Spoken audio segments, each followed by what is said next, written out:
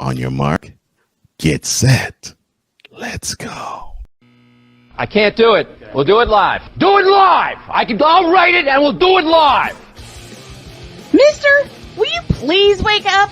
Montana looking, throwing in the end zone. Caught it! Right. Palmero over the head of Jenks. Uribe charges, throws, out! And the White Sox have won the World Series. And that'll do it. It's over. The Golden State Warriors return to a familiar place. They're on top of the NBA world. We're down to 2, now to 1. Here's Jordan. Yes! It's all over. The Chicago Bulls. This is Snowman in the Morning. Hey, this promises to be fun. Oh, yeah! Off we go! Good morning! Welcome to the fabulous, fantastic Football Friday edition of Snowman in the Morning. And as I say that, one of my partners in crime, number 420, Wise El Jefe, is wearing a baseball hat. Yes, I am. Don't you know it's a Football Friday? Okay, so still baseball season. It's a Football Friday. Yeah, I don't have a football hat to wear or my football jersey, so I'm good. Shame on you. Well, No, I don't have one either. So, how you doing, Wise? You doing I'm all good, right? brother. I'm doing good. I can't complain. No complaints. No complaints here either. How you feeling? I'm better. That's good to hear. I'm feeling better to the point where Monday and Tuesday of next week I'm taking completely off. Okay. So I gotta be sure I get some rest because I have a couple of big MRIs coming on the 30th. And this is to determine if you know who decided to make a reappearance. According to my cancer doctor, it has not come back, even though I've had stomach issues. They're just making sure. They are Better safe than sorry, brother. Better safe than sorry. That's why I'm taking a couple of days off next week. After today, I'll be back on Wednesday. And I just want to be sure that I'm getting my rest because me and Rest have not gotten along lately, especially when I sign off of here. And the first thing I do is crash. I could imagine that. First thing I do is crash, and the next thing I know, it's like 2-3 in the afternoon, and I'm scrambling, and I hate that. So that's why I'm taking a couple days next week just to get my body realigned. Good. And to get my sleep schedule realigned. And that's what you're supposed to do, brother. Take care of yourself, man. Okay. But big shout out to Dietz, man, for helping me hold it down yesterday when Cole had to leave. Thank you, Dietz. Big shout out, Dietz. Thank you to Dietz and to A Pizzle, to everyone that's held it down in my absence, which has been off and on since April 4th. And I especially have you to thank for holding it down for me. And for the show and for everyone involved. Now, speaking of your beloved Yankees, Aaron Judge is at it again. 57, yes. I believe is the magic number right now. Yes, 57. The next home run leader is 20 behind him. That's stupid. It's crazy. It's fun to watch. My homeboy sent me the bunch of offensive numbers, and he ranked number 1 in almost every single category. Only thing he doesn't have. Surprised why? Only thing he doesn't lead is probably batting average, but he's up there in batting average as well. But every offensive, where's he getting batting average? 297, I think. I don't know.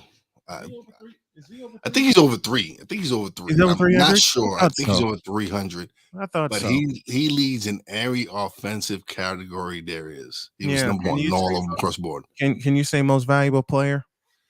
And people still saying, "Oh, Shohei Ohtani."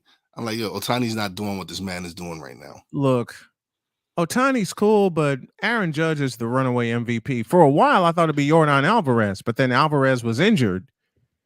He's been injured a couple times, so hey, as John Sterling says best, all rise, here comes the Judge. Now the question is, how far will the Judge take them in the postseason, because that's where I want to see him really excel. It's not going to be just him. It's got to be the pitching. Everybody else got to come together. Yeah, And gotta have arms. Gleyber Torres is on fire right now. That young man he's just, I don't know, he's seeing the ball like a beach ball right now, because He's seeing a besides lot better. besides Judge, he's the only other Yankee right now that's really killing it. Well, you got to have a complete team when you face teams like, I don't know, Houston. And we all know Houston's a professional hitting ball club. And I've said that for a while. To Kansas City, and Patrick Mahomes did it again. Actually, Yes. it was Jalen Watson that rescued them, because San Diego was about to take the lead. Yeah, that key and then a interception. 99-yard pick six happened. 99-yard pick six. Absolutely. Listen, my hat's off to Justin Herbert, man. He took a pound. He was hurt, man. Creamed last He was night. hurt, and he got back in the game and drove him. He showed his Justin Herbert man. showed out last night, and I forgot to do something. Good morning to A Pizzle, to Fit Down Sports, aka Chris Dietz, and everybody. And I forgot to do this.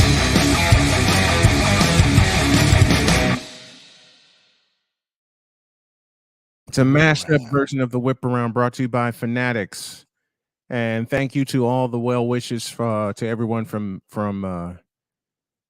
this week, basically, because this week has been upside down for me, especially with the stomach issues that I have. But I have a new dietitian in my corner, along with my wife. She's been giving me some great tips.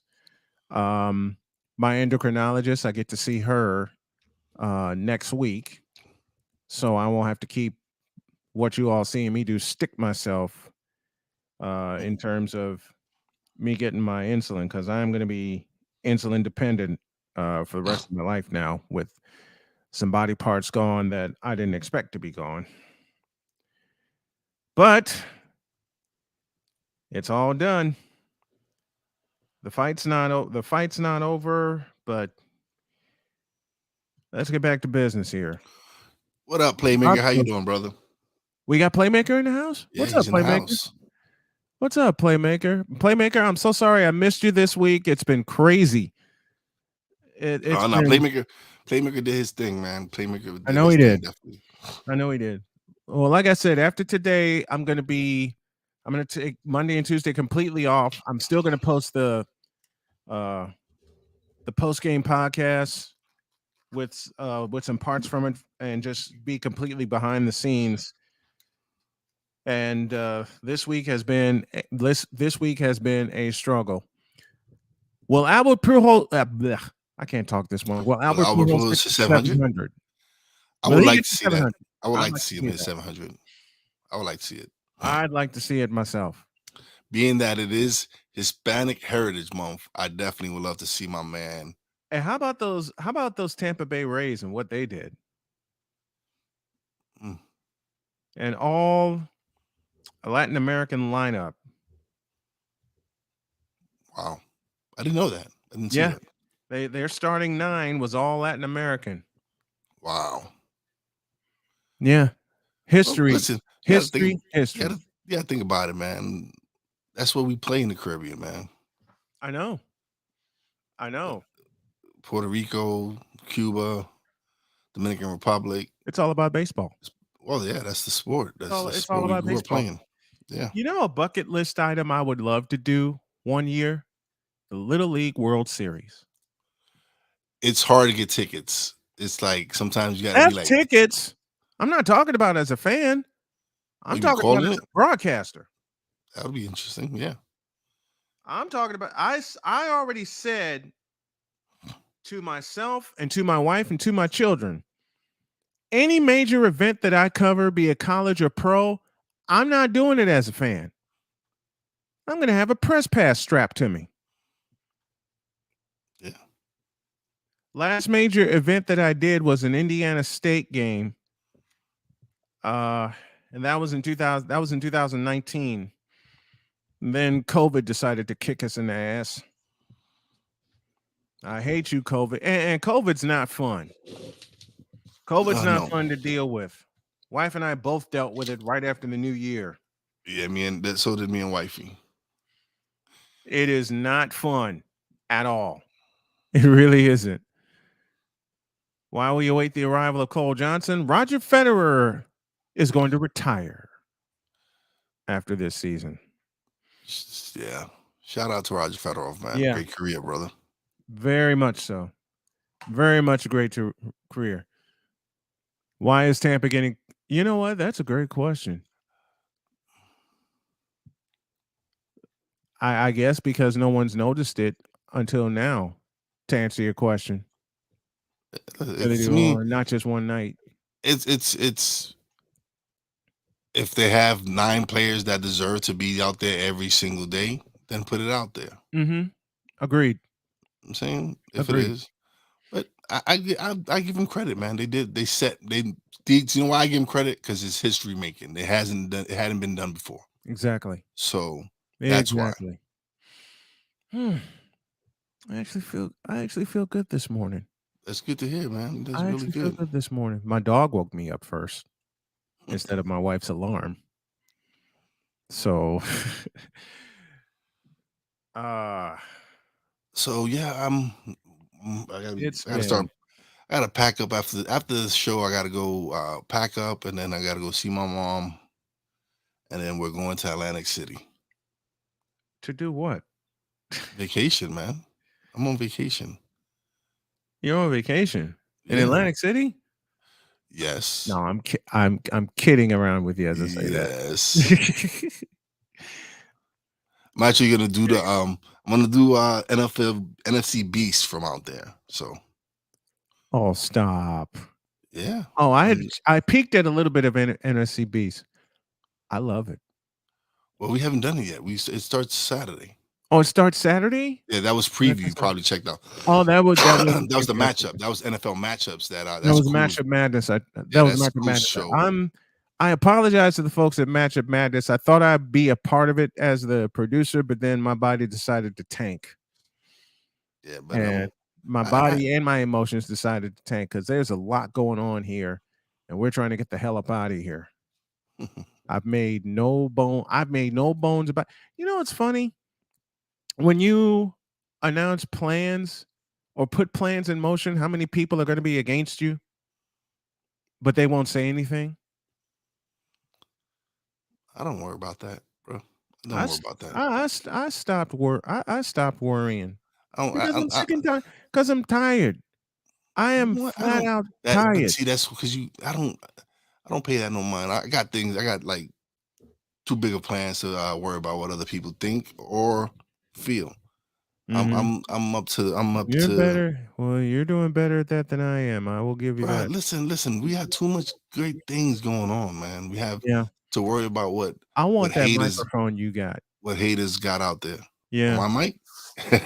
I want that microphone you got. Good morning, Cole. You look a little pissed off. Yeah. Uh-oh. Why are you angry this morning? What happened?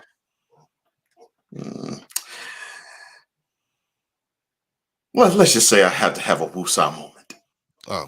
Oh dear. Understandable, brother. Oh dear. It is definitely understandable. Oh dear. Yeah. On multiple fronts, but otherwise, I guess I'll put it this way: I'm putting all that BS to the side. I'm doing all right. Good. That's how it's supposed to go. That's it.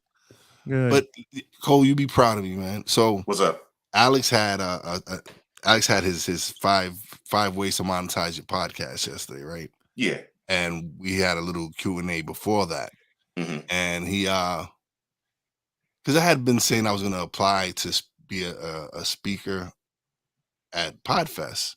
Yeah. And he held me accountable. And I filled out the app, and I applied for it right there when I was in the Q&A with him. And so, yeah, I applied to be a speaker at Podfest this coming January. Congratulations, man. Very nice. Congratulations. Very nice. Well, yeah, I believe you'll be accepting when you do. You're going to knock it out the park, bro. You got a lot of good knowledge to pass along. So, yeah, Congratulations, man. All right, now I feel real good. Hearing my boys doing something good. I'm good now. Here, But this will make you laugh. mm-hmm. How many times, gentlemen? How many times have you been told to quote unquote act your age? All the time. Too many times to count.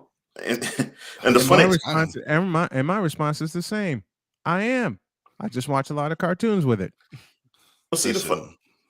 Go ahead. Go ahead, Cole. No, go ahead, Cole. No, see the funny thing is the way the really good long life is to be childlike. And I think people think if you're childlike, you're being childish. And there is a huge distinction and difference. Yes. Yeah, you have to enjoy life. You have to enjoy life like a little kid. Yes. And that's the problem. People don't enjoy life. They want to go be miserable through everything, and they want to drag you down with them. And drag you. Thank you. Yes, drag you down with them. I'm going to talk about this tonight on a Friday edition of Snowman Unfiltered. And yes, I'm going all the way there. Wait a minute. What? Is there truth to this? Oh, Lord. Hold on. I'm going to be upset in this case. I just want to know, is there truth to this? If that's the case, I'm going to laugh my head off. But what would they get back in return? Why would they want him? Next to nothing. I don't know if I'd be angry. I'd be laughing. At least at the moment, it's a rumor. Similar to Russell to the Pacers, which I've been seeing that for the last couple of months. Why the hell would the Pacers want him? It's the same crap with why the hell would the Pistons want him? On this side is him coming to the Knicks. And I'm like, why would y'all do that to me? Why? The Knicks already have a point guard. We don't need him. Yeah. We don't need him. No one needs Russell Westbrook except the fakers. Oh, man.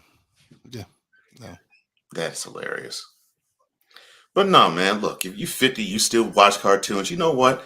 I'm happy for you. I want you to be 80 and 90 in watching them suckers. Enjoy life. Enjoy what you enjoy, man. I watched cartoons with my dad until he passed. And we laugh every time. Yeah. You know what? Great question, Pizzle. Why would anyone want Westbrook?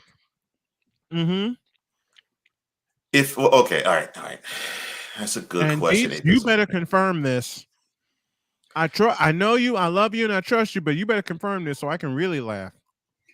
All right. So teams would want Westbrook because he can give you that triple double when he wants, and he can give a team that really wouldn't have a hope in China to make the playoffs, a chance to make the playoffs, and then they get bounced in the first round. Wait a minute. Not a hope in China. Not a hope in China.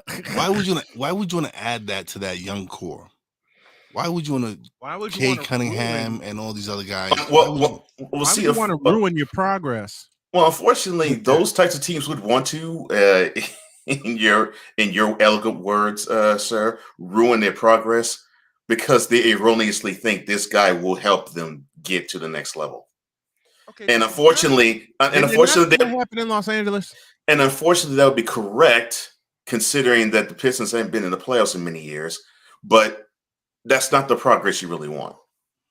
No, because if you stay the course, I think you would go further.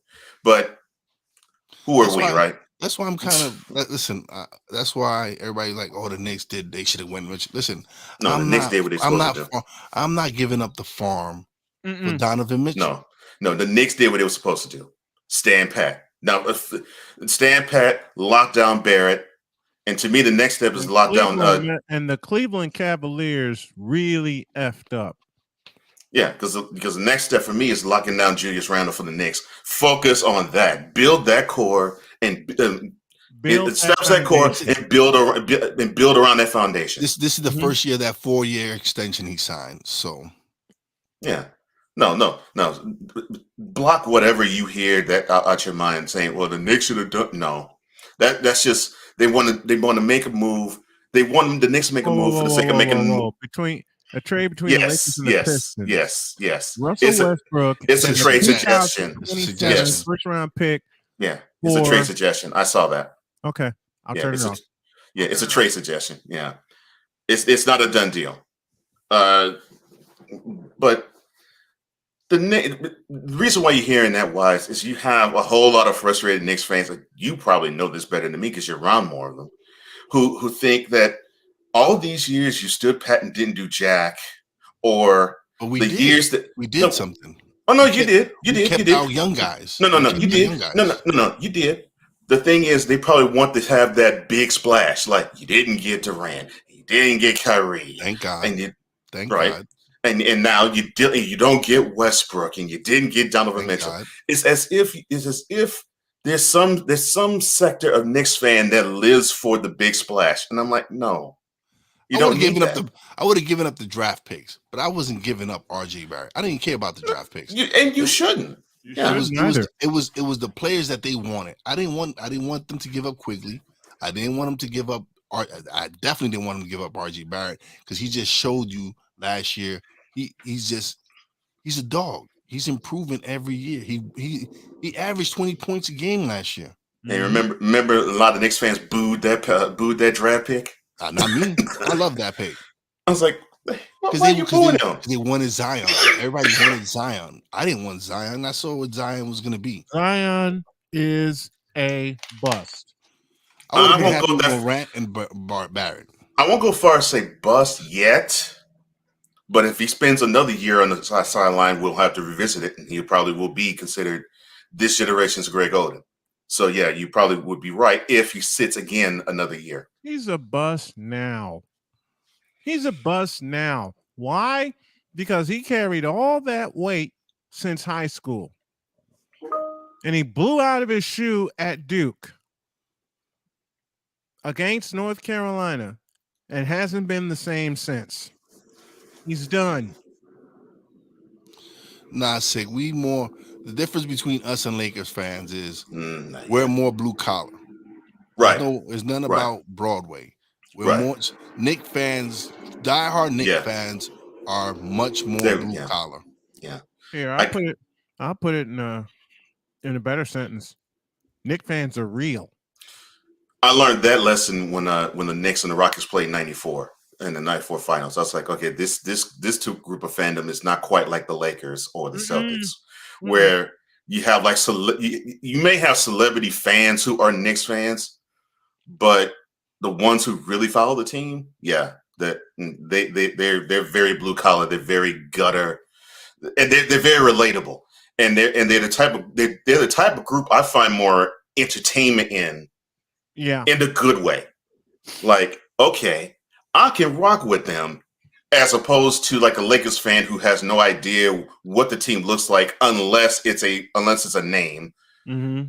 You know, or fan bases like the Celtics who seem to want to clown everybody who isn't a Celtic. And I'm not saying that for you, Deets. I've met some Celtics fans who that's how they are. Knicks fans doesn't really strike me. Tom Hinton was behind the mic. Yeah. Knicks fans never struck me that way. Never. And that's before I met Wise. They never struck me that way. Yeah, we're definitely blue collar, man. Knicks, very blue collar. More blue collar. Mm-hmm. Yeah, very blue collar. Very blue collar. In fact, they're one of the fan bases I feel sorry for. And I do, because you all are so doggone loyal. And the ownership group, until the past 4 or 5 years, they have done you all dirty. Oh yeah, listen. But see, the thing is, Nolan let the Rangers, like, he let his hockey people do hockey. Mm-hmm. And that's all I wanted him to do with the Knicks. Is let basketball people do basketball. I wish he'd do that. That would be cool if he does now. Well, I think he has. I think he hasn't really been on. I think he let Leon and Worldwide West and them do their thing. Morning Hawk TV. What's up, man? TV in the house with us. So I'm happy. I'm happy with the situation in New York. Julius let me down last year. He just didn't. He wasn't. He got the bag and he let himself go. Now we gotta see. From what I'm seeing, Julius now, he's working out. He's in shape. Can he stay that way? Can he come back now and show that the previous year? Let me have some fun. Let me have some fun with Hawk TV. Switch the name Wizards for Bullets. and maybe we'll talk. I'm sorry, I'm old school like that. I just wish they hadn't been changed from the Washington Bullets. Hell, I wish OKC wasn't in existence. Yeah. It's just that, man, I want this actually. I want this to be true, man. Wise, I really want this to be true because it was as if Dylan looked at the Knicks as if this was his baby, and he just decided he wanted to run it into the ground, tout this thing as if, oh yeah, this is my special pet project, and yes, and in the midst of doing it, run it straight to the ground. Yeah, nah. I think he like I said, the last couple of years he's let, since Leon's been there, he's let Leon do his thing. He hasn't interfered in any way, not that I've seen anyway. So I'm happy with the way my Knicks are going. I'm glad that they didn't get rid of Grimes. I think Grimes is he's gonna take over for Fournier. And then yeah, I'm excited, man. I'm excited for this year. Well, why is going to hate me in the next 30 seconds? Because nah, I can't do it. I can't do it. I can't. Going live. I'm done. Shut up. All right, I'm gonna do it. I can't help it. I can't help it. I know Wise is gonna growl at me. Just a minute.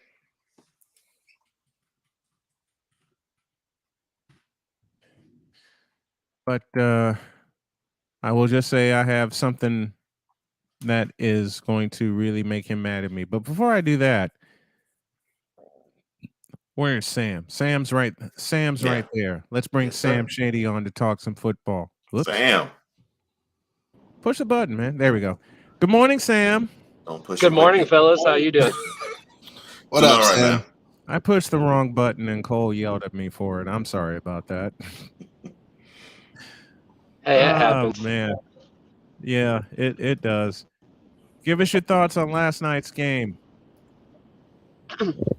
Oh man, what a game! I was incredibly interested. I mean, obviously that game was one of those games that we all knew was going to be a primetime matchup. Of two very, very quality teams, potential playoff caliber teams, and ultimately it ended up exactly how I expected it to be, a close game that was more or less a duel down to the last minute.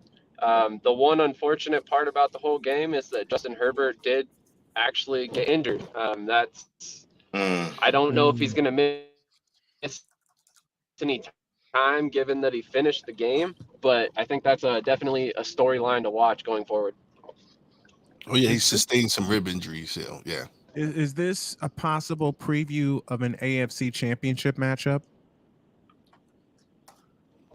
It could be. It could very well be. I honestly think the Chargers are the best roster they've had in years, possibly even as long as a decade. And then the Chiefs, they finally realized they needed a defense to win games. So I think they're going to be a lot more better in 2022 as the season goes on. I mean, they obviously started hot already, and that's a good way to start the season. But I ultimately think that as the season goes, their defense is only going to get better and better. Let's talk Eagles. What the hell happened to Miles Sanders, and will we ever see Devontae Smith?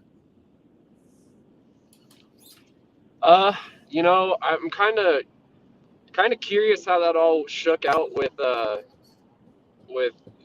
Devontae Smith, because ultimately he had the man in my mind who is Detroit's number one corner, Jeff Okudah, on him all game long, and he didn't get a reception. So I'm curious to see if, that was just a 1 week thing where they liked the matchup they had with A.J. Brown versus, the other cornerbacks on Detroit's roster. Or if it's a situation where Devontae Smith is no longer the number one target and, he's going to be an afterthought in the offense. But why wouldn't he be the number one? It's the first. Because that's the thing. Why wouldn't he be A.J. Brown. A.J. Brown. That is why That's why. Devontae is not the number one wide receiver for the Eagles right now. A.J. Brown. Yeah, exactly. And there's a big reason why. And if we're looking at it, it's, as much as I hate to say it, it's probably due to the inaccuracy of Hurts at this point in his career. You bring in a guy like 100. A.J. Brown because he's a jump ball threat. You know, he's got a big catch radius. That's what he's good for. And I mean, he made Ryan Tannehill look like $1 million many times.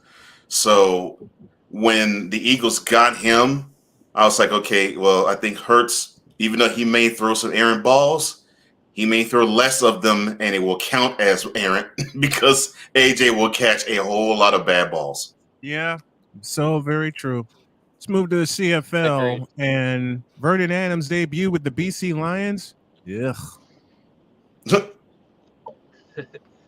Yeah, that's always a tough prospect for a quarterback to try and come into a new roster mid-season, learn an offense extremely fast, and then get thrust into the lineup like Vernon Adams did. I think this is going to be a situation where each and every week you'll see him do a little bit better, and ultimately I think in probably 2-3 weeks' time, it'll look like he's right at home in BC. I hope so. I hope so, because I expect BC to compete not only for the West Division. Well, I think Winnipeg's already sealed the West Division, but then again, it's the Winnipeg Blue Bombers. It's the two-time defending Grey Cup champ. Where's the Grey Cup this year? Where's the Grey Cup? Man, where's the Grey Cup this year? Somebody hit the don't research. quote me on this, but I think it's in BC. Oh Lord! Somebody look that up. Somebody look that up for us. I'm looking up a few other things. Where's the? Oh Lord! You mean to tell me it's in that Loud House? Which is a place I want to visit. I want to visit. Yeah, BC it would be a lot of fun to see a CFL game. It's actually going to be in Hamilton. Oh, it's at okay. My mistake. Tim Hortons. It's at Tim Hortons Field. Okay, and that's Rod's favorite. I might be wrong. No, hold on. Wait. I must be looking at this wrong. I'm looking spot. at the wrong one. Nope, I'm looking at the wrong one. No, Regina. It's going to be in. It's in Saskatchewan. Yeah. Yes. Nice. Mosaic Stadium. Mm-hmm. The new Mosaic Stadium will house the Grey Cup this year. That's a bucket. That's a bucket list item of mine. Also, I think the Grey Cup in person. Producer, I want to do it the way Rob Peterson did, and I didn't get a chance to talk to him yesterday because I had to cancel my guest appearances because I was under the weather. But I will get Rod on next week, and I will get Clark Monroe's in Toronto this week on next week as well. Does anybody beat Winnipeg? Does anybody have a chance of beating Winnipeg? Yes. And the team that I'm going to bring up is probably going to shock some people, and that's Toronto. I'm a firm believer that Toronto has not played up to their potential yet, and I ultimately think Toronto is going to end up coming out of the East and be a force to be reckoned with by the time playoffs roll around. I can dig that. Because it just seemed like for a while, and I've talked about this with Clark, it just seemed like for a while no one wanted to take control of the East Division, but now it seems like Toronto's doing that. Agreed, wholeheartedly. Sam Shady joining us here as we talk football on this Football Friday. Man, who takes control of the AFC South after what the hell happened in Houston last week? And I'm just looking at Cole. I'm looking at Cole's face right now, and he's repeating the look that my wife had. The Colts need to turn in their NFL franchise card. Just a moment. This is the only time. Well, Cole's right. They do need to turn in their franchise. They do need to turn in their franchise. They had no business losing to the Texans, or to be because I actually consider the tie a loss for them. I really do. Because that was their road. That was the start of their road to the AFC South title. But I will ask you, gentlemen, this, and I'll begin with Cole. Can they regain that road to the AFC South title? I don't see how they can. I mean, because the three teams, that was my answer too. The three teams in the division. I mean, the Texans really are horrible. The Jaguars, to me, they're better, even though yes, they lost and Texans tied. But to me, the Jaguars are better than the Texans. And the Titans, they took a step back to me. And that's their only competition in the division. And I really believe the Colts are, in terms of talent, they are better. They just are. I'm not going to give up on the Colts, especially with the output Jonathan Taylor put out on Sunday and them rallying from a 20-3 deficit. So on those standpoints, I'm not giving up on the Colts. Let's go to Sam. Sam, can the Colts regain their road to the AFC South title? Yes, absolutely they can. It's going to be a tough division this season, but I'm a firm believer in Frank Reich, and I think that right now he's got the best quarterback he's had in Indianapolis since he's gotten there. So I honestly think that he's got a great opportunity to eventually rebound and make it into the playoffs this season, probably as the AFC South champion. I hope so, because I want to see both the teams in my household make the playoffs. Let's go there next. Let's go. Why not? Let's go there next. Do we see Jimmy Garoppolo in week 2 against Seattle, or do they still trust Trey Lance? I don't think we see him. No. Yeah, they're still trusting Trey Lance. Okay, that's the answer. You're gonna have to endure Trey Lance for a few more weeks, man. They had the excuse. They had the excuse of the game in Chicago being it was inclement weather. But that's no damn excuse. I agree. That's no damn excuse. You had them held down 10-0. Matter of fact, you know what? I will say a point that I said Monday. You left 25 points on the field. Agreed. Before the inclement weather happened. Agreed. That should have been blowout city. Agreed. On that god-awful turf called Soldier Field. He's right. It should have been, because the Bears had no traction in the first half. And now you give the Bears. I gotta tell this story since I got Football Bros on. I've told this story a few times. I will tell it now. My mother asked me several 100,000 times, "Why are you not a Bears fan? You're from Chicago." I said, the reason being is Joe Montana. Because my team, the 49ers, actually had something that the Bears haven't had and still don't have. It's called a quarterback. And my mother just looked at me strange. Well, the Bears have a quarterback. Yeah, a beat-up, oft-injured Jim McMahon, if you want to call him such. Poor Jim McMahon. But I know, poor Jim McMahon. I know that. 1 year, he gets a Super Bowl title, and then he gets knocked silly. Yeah, it gets power-driven into the turf. Yeah, by Charles Martin. Against Green Bay. against Green Bay. I expect Kyle Shanahan to run the hell out of the football on Sunday because they're at Levi's Stadium. It's a run defense that is porous against them. I expect the 49ers running backs, no matter who they sign, because Mitchell's going to be out 6 to 8 weeks, but I just expect them to run the hell out of Seattle. And with the bonus, and I want Sam to talk about this.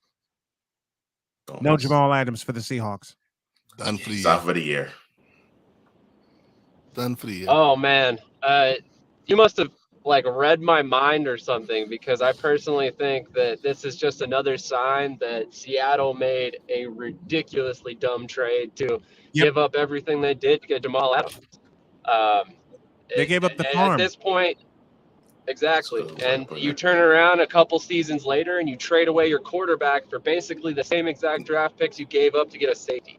It just doesn't make a lot of sense in terms of team building.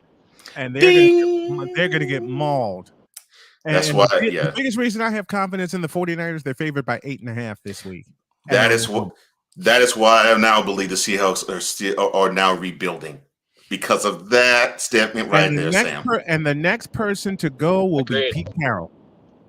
Pete Carroll is next on the chopping block. It might be time for him to go. He might have run his course in Seattle. But Hawk TV has this comment, but they regroup with the Russell Wilson trade. No, they haven't. The hell they have. Drew Lock.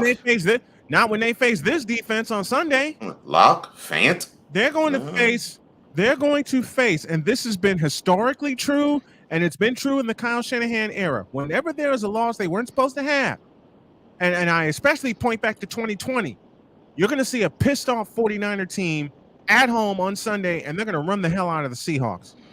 I have that much confidence. I got one question though. Question for you: if they happen to lose this game, they're done. I will answer it for you. Do you go back to Jimmy? Do we see? Yes. Should have never gone away from him. I've said that. Look, I know I've been on record, and I would have been on record in saying that I want to see what the kid can do, but not now. Not when you have a Super Bowl caliber team in the 49ers. So I'll answer the next question that you don't pose after that. They won't. Thank you. We got to go to a break, but Sam Shady always with us the first hour on Friday to talk some football. Sam, love you, brother. I can't wait to cover the XFL draft with you. We're going to represent the Shady Sports Network proudly and also represent Snowman Digital Media Sports Network. Thank you very much, Sam. We love you. We'll do it again next Friday. Absolutely. Can't wait to speak with you guys next week. Pleasure, brother. Sam Shady joining us as he does each and every Friday. Wait a minute. I gotta pull something up here. I know we're doing our picks this morning, and we're doing them live because Mike DeBate will join us at 10:05. But I will not cuss. I will not cuss. I will not cuss. I will not cuss. I will not swear. I will not swear. I will not cuss. I will not cuss. I will not cuss. I will not cuss.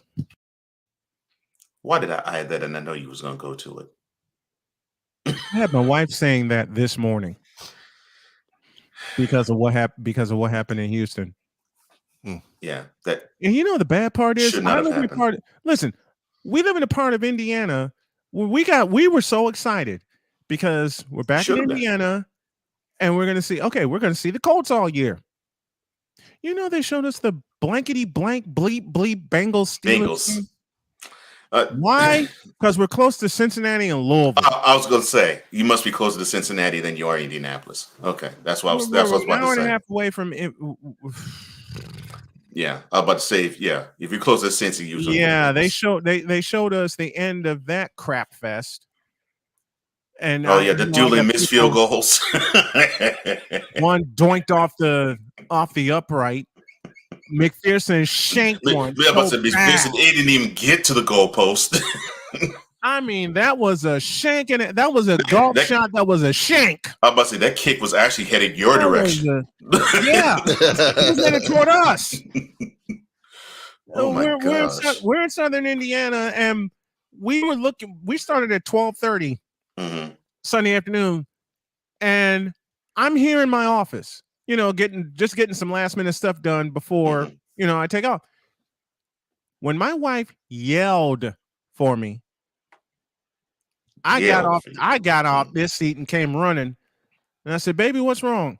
And she just had this look. Know that look. Mm-hmm. And she goes, WTF "I can't find the Colts." Yeah, WTF look. Yeah.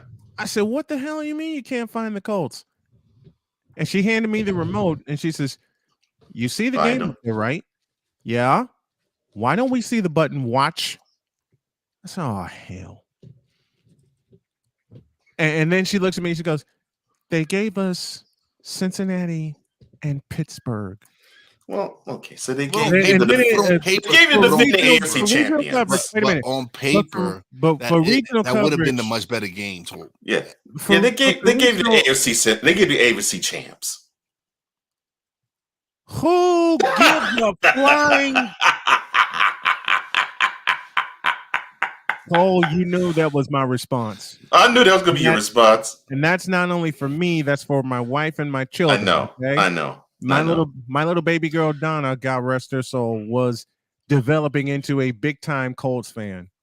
Because every time I said the two teams I love, the Colts and the 49ers, she'd get this big, wide grin on her face. Which is cool by me.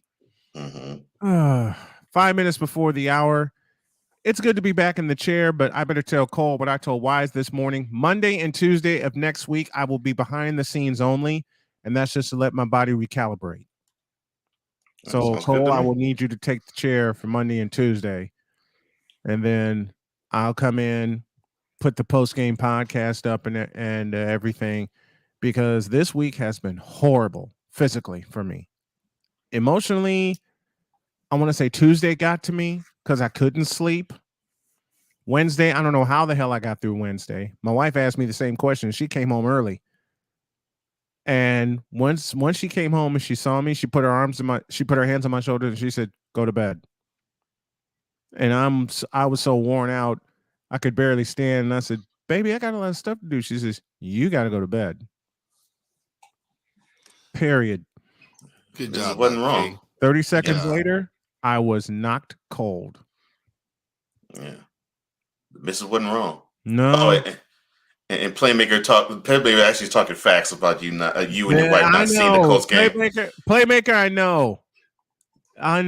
I have a surprise for y'all Tuesday. Okay. All right. I can't wait to see it. It's gonna be after the fact because I basically have been ordered to take a couple days off next week. I got to meet my endocrinologist on Tuesday, and I got a couple of MRIs coming on September 30th. So that's one of the few football Fridays I'll miss. So that's the 2 Fridays from now. Okay. Yeah, because I got a couple very important MRIs coming to prove that cancer hasn't come back, and the stomach problems are starting to lessen. That's good. The stomach problems are starting to lessen. Now, I did have coffee this morning, but it was the size that kept kicking my ass. So I went small, and that was upon the advice of my dietitian. My dietitian said, "Don't do it. Actually, she said, don't overdo it." Oh, thank you, Hawk. I appreciate it. Thank you, brother. I appreciate you. Do me a favor, Cole, and put the Cash App sign up if you would, please. We need some help, you guys. We're trying. Matter of fact, don't put the Cash App thing up. Give me the 100 days bump. Okay. Give me the 100 days because I gotta talk. I gotta talk. All right. I'll tell you what. This is what we'll do. We'll set up our number 2, and I'll go right straight into the 100 Days Carolina bump. Okay. Thank you very much. Right. And I will cue it by saying our number 2 begins right about now. On your mark, get set, let's go. 'Cause we take this job so serious. All of it, between 2 people and 4 nostrils, all of it was gone. LeBron James is pure, unadulterated trash as a basketball player and has been for 20 years. We don't want to see. Wait a minute. We don't want to see. Cap, bro. Number 420. Wise El Jefe. Number 420. I had to do it. Oh man, I thought I missed it. What in the all types of blue hell? Yes, it's Snowman in the Morning with Cole Johnson.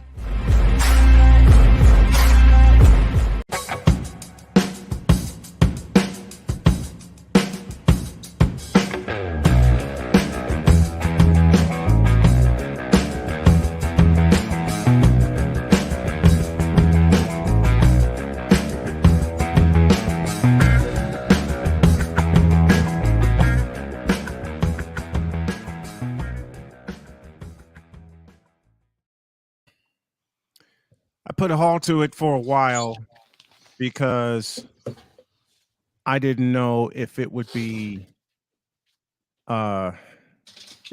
happening or not. And then after a lot of thinking, I said, screw it. It has to happen. This is where we need you guys. This is where, and I'm going to put a word in there that I never used on this campaign, but I will use it today. This is where we desperately need you guys. Because Hawk TV said it best. We're all we got. All I have is my family. And all I got is the Black Manosphere via YouTube and the brothers there, including my buddy Charles Faulkner, including my buddy BGS Ibmore, and everyone that's in the chat that joins us each and every day. We need you. We absolutely need you guys. And if you can show some support via Cash App to start, that would be great. And if you also could support the show via Patreon, so we can get some money coming in monthly to help us go toward our goals, that would be great also.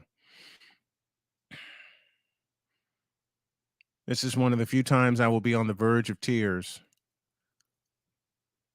But with my bride being the only one of us working and me being disabled and not getting anything from the disability, because according to them, I haven't paid enough taxes over the years, which sent some people laughing at me, I decided I'm going to fight back my way. For me, for Jody, for Sonia, for Cheyenne, for Sam, for Dakota, for all my grandchildren, and the memory of my late daughter, Donna. This is something that now must be done. When I come back on Wednesday, I'll give a deeper explanation, but I just wanted to get this going. I'll leave the banner up for the remainder of the program.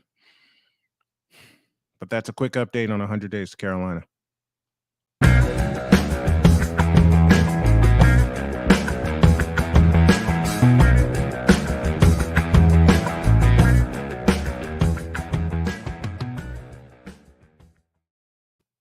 I appreciate that.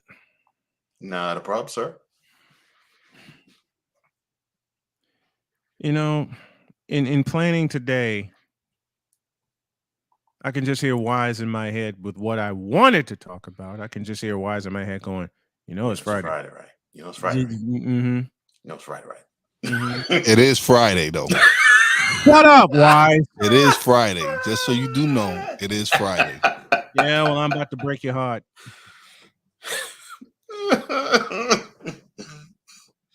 I'm about to. I can't tell you how much I miss you, Wise, when you say that. Same. Just let you know it's Friday. How did Victor put it? He's like our conscience. Yeah, like our conscience, yeah. But I will do this one instead. With the BS that you sent me, Mr. Johnson. Me? Sending you BS? Never. You can't tell that lie with that smile. Which is something I often say to my children. Yeah, you're right. Anything that has bronze sexual foot, finger, and breath prints on it and stains. Yeah, you're right. It is BS. It's funny though, because I actually, I was listening to y'all in the car with the wife this past week. Okay. And Bronze Sexual Confessions was on. Right. Mm-hmm. And I had to explain to her what it was about.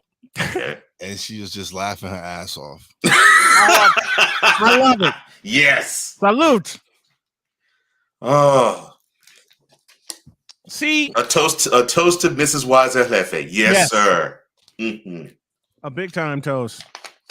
See, it's funny. She actually has not heard one of my shows, but she got to hear Snowman in the morning. So we have her converted now, folks. Oh yeah. Oh, okay. Oh, see now the.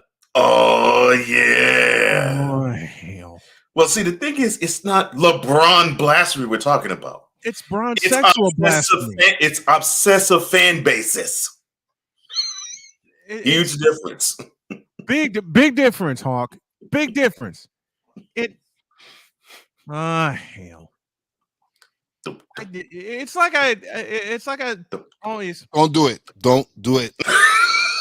Do not do it. Do not press that button. I don't care. It's Friday. You can talk about them. It's fine. Do not play the clip. Do not. Now I have to.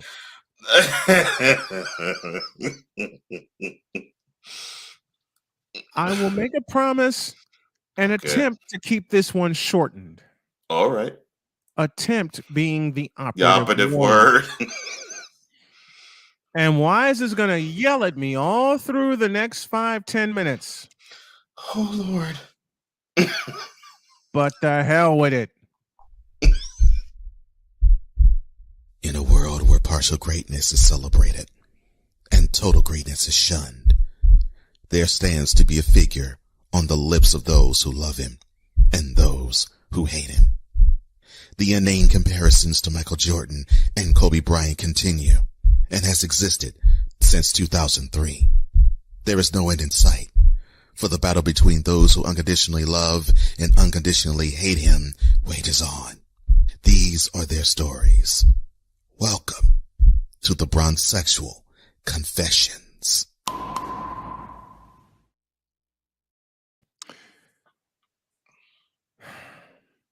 What I have to do to Cole.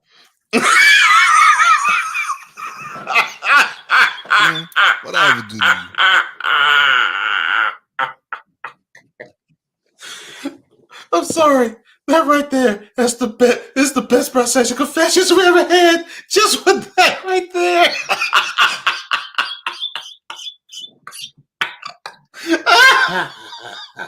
I will keep this short. And I'm waiting on a command. I'm waiting on a command from my executive producer. Okay, whenever you're ready, man. Don't fall out the chair, please. Space hasn't arrived yet. Oh, Lord. I guess I'm getting ready. That was funny, though. Mm-hmm. Ooh, all right, so, okay, so I'm sure there's a Bronzexual that said something silly and ridiculous. And that person said, quote, LeBron's all-time finals opponents from 15 to 18. Steph Curry, Klay Thompson, Draymond Green. 15, 16, Steph, Draymond, and Klay. 17, Kevin Durant, Steph Curry, Draymond Green. No mention of Thompson, by the way. 18, Kevin Durant, Steph Curry. Total 10. I hate this. Lord have mercy. MJ's all-time finals opponents. 91, Magic Johnson, James Worthy. 92, Clyde Drexler. 93, Sir Charles. 96, Gary Payton, Sean Kemp. 97, Karl Malone, John Stockton. 98, Karl Malone.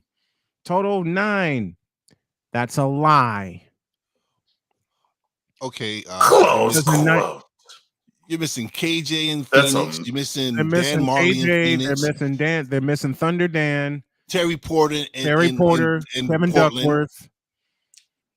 They're missing Clifford Robinson. Whoa. Forget what they're missing. Let's focus on what they're doing. They're stacking. Mm-hmm. From 15 to 18, they only really played 3 stalwart people. Yeah. 3. This is where we bring Ben in on this Bronzexual Confession conversation. Good morning, Ben. Good morning. Okay. They're stacking. They're stacking. Okay. They're stacking. And Ryan, thank you. Recency bias is a hell of a drug. Ain't that the truth? So they're stacking 3 players. 4 in LeBron's era, and there ain't been no era for LeBron. Meanwhile, MJ actually played Hall of Famers and beat them. By the way, agreed, sick. Big time liars. Oh, by the way, they don't want to include who they beat to get to the final. I should go back and get my degree in psychology. These Bronzexuals need therapy. Yeah, you'd make a killing.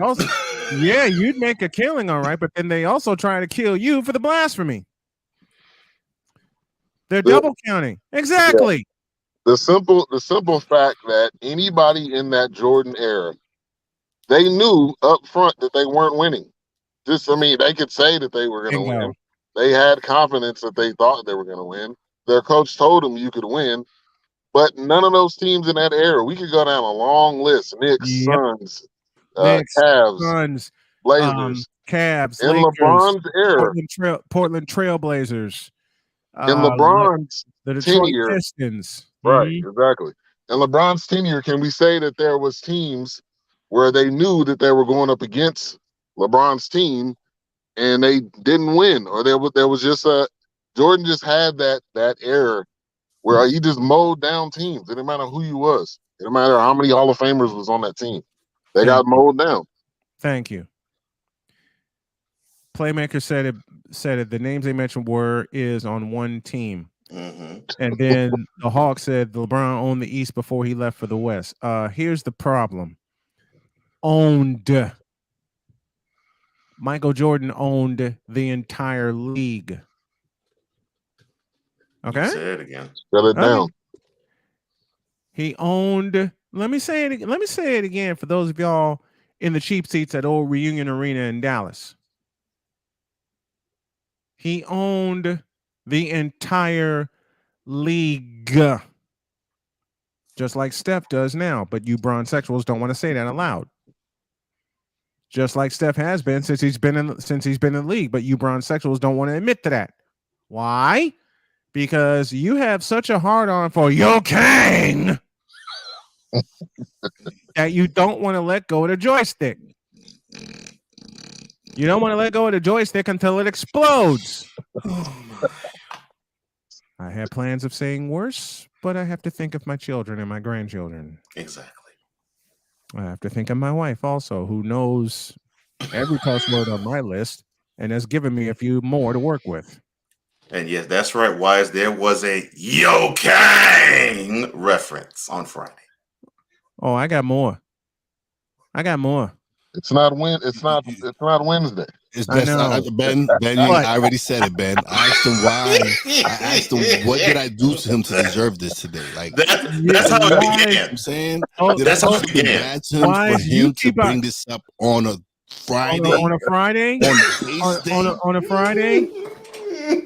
On base day, he's gonna bring this up. That's how it began, Ben. That's how it began, Ben. Yes, I am. Doggone it! It began with Wise saying, "Why'd you do this to me? What did I do to you?" Y'all know I'm gonna edit the hell. Y'all know I'm gonna edit the hell out of that.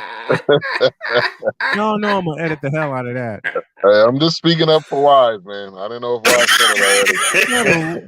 Yeah, but why? Y'all know I'm nuts. Y'all know I'm crazy. So let me do this. I thought you loved me, man. I thought you loved me, but Wise, I do love you, but I gotta get this off my chest. It should have been on a Tuesday. On a Friday. You lucky I wasn't here on Tuesday. You wasn't lucky. You lucky I wasn't here on Tuesday. Oh Lord. Okay. Ooh, you had a conversation with I had a conversation with a bronsexual, and he's sitting in the chat right now. Oh, good. Oh, he says Steph was on the league, but that's why LeBron's GOAT case is that much greater. Lies. Hold up. Absolute freaking lies. That is what bolsters LeBron's case for being the greatest of all time. This brings when you bring this up. Why? Thank you. No problem. See what happens when you bring up sexual confessions? You get crazy comments like that. We get them when we don't bring up bronsexual confessions. Bro, he's trying to make claims. Why? Be proud of this. No. I want more of Wise. I know. Oh Lord. Oh, I said this on the show we did a couple weeks ago. Right. His record in the finals. People's like, oh, well, he's been to the finals that many times. That's great. I'm not faulting him for that. But those losses have to count for something. Thank you. You can't just erase that and say, oh, well, he lost this many finals. You can't just erase that and make it seem like it doesn't mean anything, because it does. The one thing that I'm so glad you said that, but the one thing that upsets me about when they do this, when they say, you mentioned the losses, they quantify the losses with, well, look at the degree of difficulty. Who gives a crap? Did you win or did you lose? Jordan and the Bulls were getting clothesline in the lane. So stop it. Okay. Oh, no, listen, you were never lying. Literally clothesline in the lane. It's a completely different game from when Jordan won championships. Jordan got abused. Yeah, I know, because my team was one of the teams. Yeah, I was about to say. His head off. Yeah, so, I was going to say. Before and during his championship run. Yes. So and not just him, the whole team. The whole team. Pippen got beat up too. Yeah, okay? The whole team got beat up. Yes. Listen, it was a completely different game. You could barely touch a guy now, and you're not going to call the foul. Yeah, there was no hand checking. You can hand check all you wanted. Yeah, you do this to a player now, and you get whistled for a foul. I'm saying there was hands. Listen, Jordan, you put your hands on Jordan, he smacked. It didn't matter. It was now you blow on the dude and foul. Foul.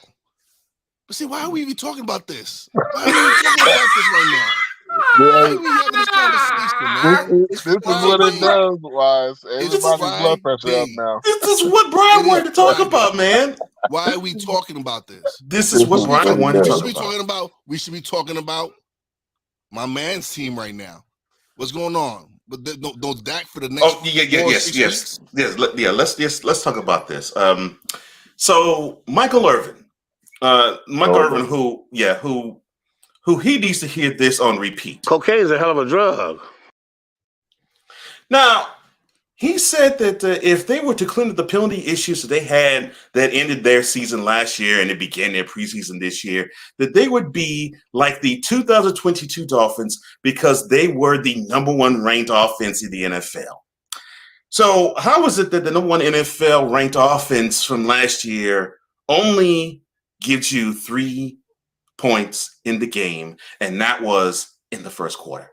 And this was with Dak in for most of the game. Dak in, yes. That first game was beyond bad. I think we learned a lot of things. CD may not be a 1. We probably don't have a 2 right now. We probably don't have a 3 right now. Oh no, not a number 3 receiver. We basically have a bunch of 3 wide receiver 3s at this point. You got a bunch of practice wide receivers on the team right now. Yeah. Gallup's gonna be coming back. Yeah. But the fact is, Cooper Rush is a backup.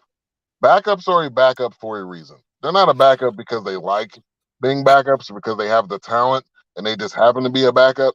They're a backup because they're a backup. Like let's keep it real. So Cooper Rush is gonna have a hard time over these next 6 to 8 games. I know Gerald said 4. I don't know what doctor he was talking to. Yes. He must have been talking yesterday. Yeah. Yesterday. He must have been doctor. He must have been talking to Trump's doctor. So I don't know where you got that from, but I think it's going to be 6 at the least, 8 at the most. They showed Dak out there at practice trying to throw with his left hand. I just wanted to sit down, man. Okay, we don't need the ball to hit your other hand, and something else happens, man. So yeah, this is going to be definitely an uphill battle. I think Tyler Smith, a positive note, he did look good on the left side of that line. I was worried about that without Tyron Smith.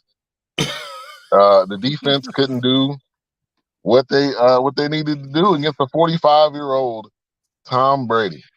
The dude's 45, and we had no chance from the jump. Dude, 45, he's still shredding. And look, I will give you credit. The Cowboys defense is pretty good. The offense can't score. Yeah, that's the issue. The offense can't score a lick. But the defense is pretty good. But this 45-year-old quarterback who you would normally abuse if it's a 45-year-old that's at quarterback was so patient against them. And it's like, okay, I may not be able to score the way I want to score, but I think I can get the key first downs and make the key plays when necessary. Yeah. And because of it, it was just like it was this surgeon that was so patient and systematically broke down a pretty good defense. Yeah, that was amazing. And I'll say I'm this. also sure the offense didn't put him in a position to really get great field position as well. Like No. I'm saying, I don't know if we were in the red zone the whole game. Maybe once. Maybe twice. Yeah. So imagine where New England's getting the ball at.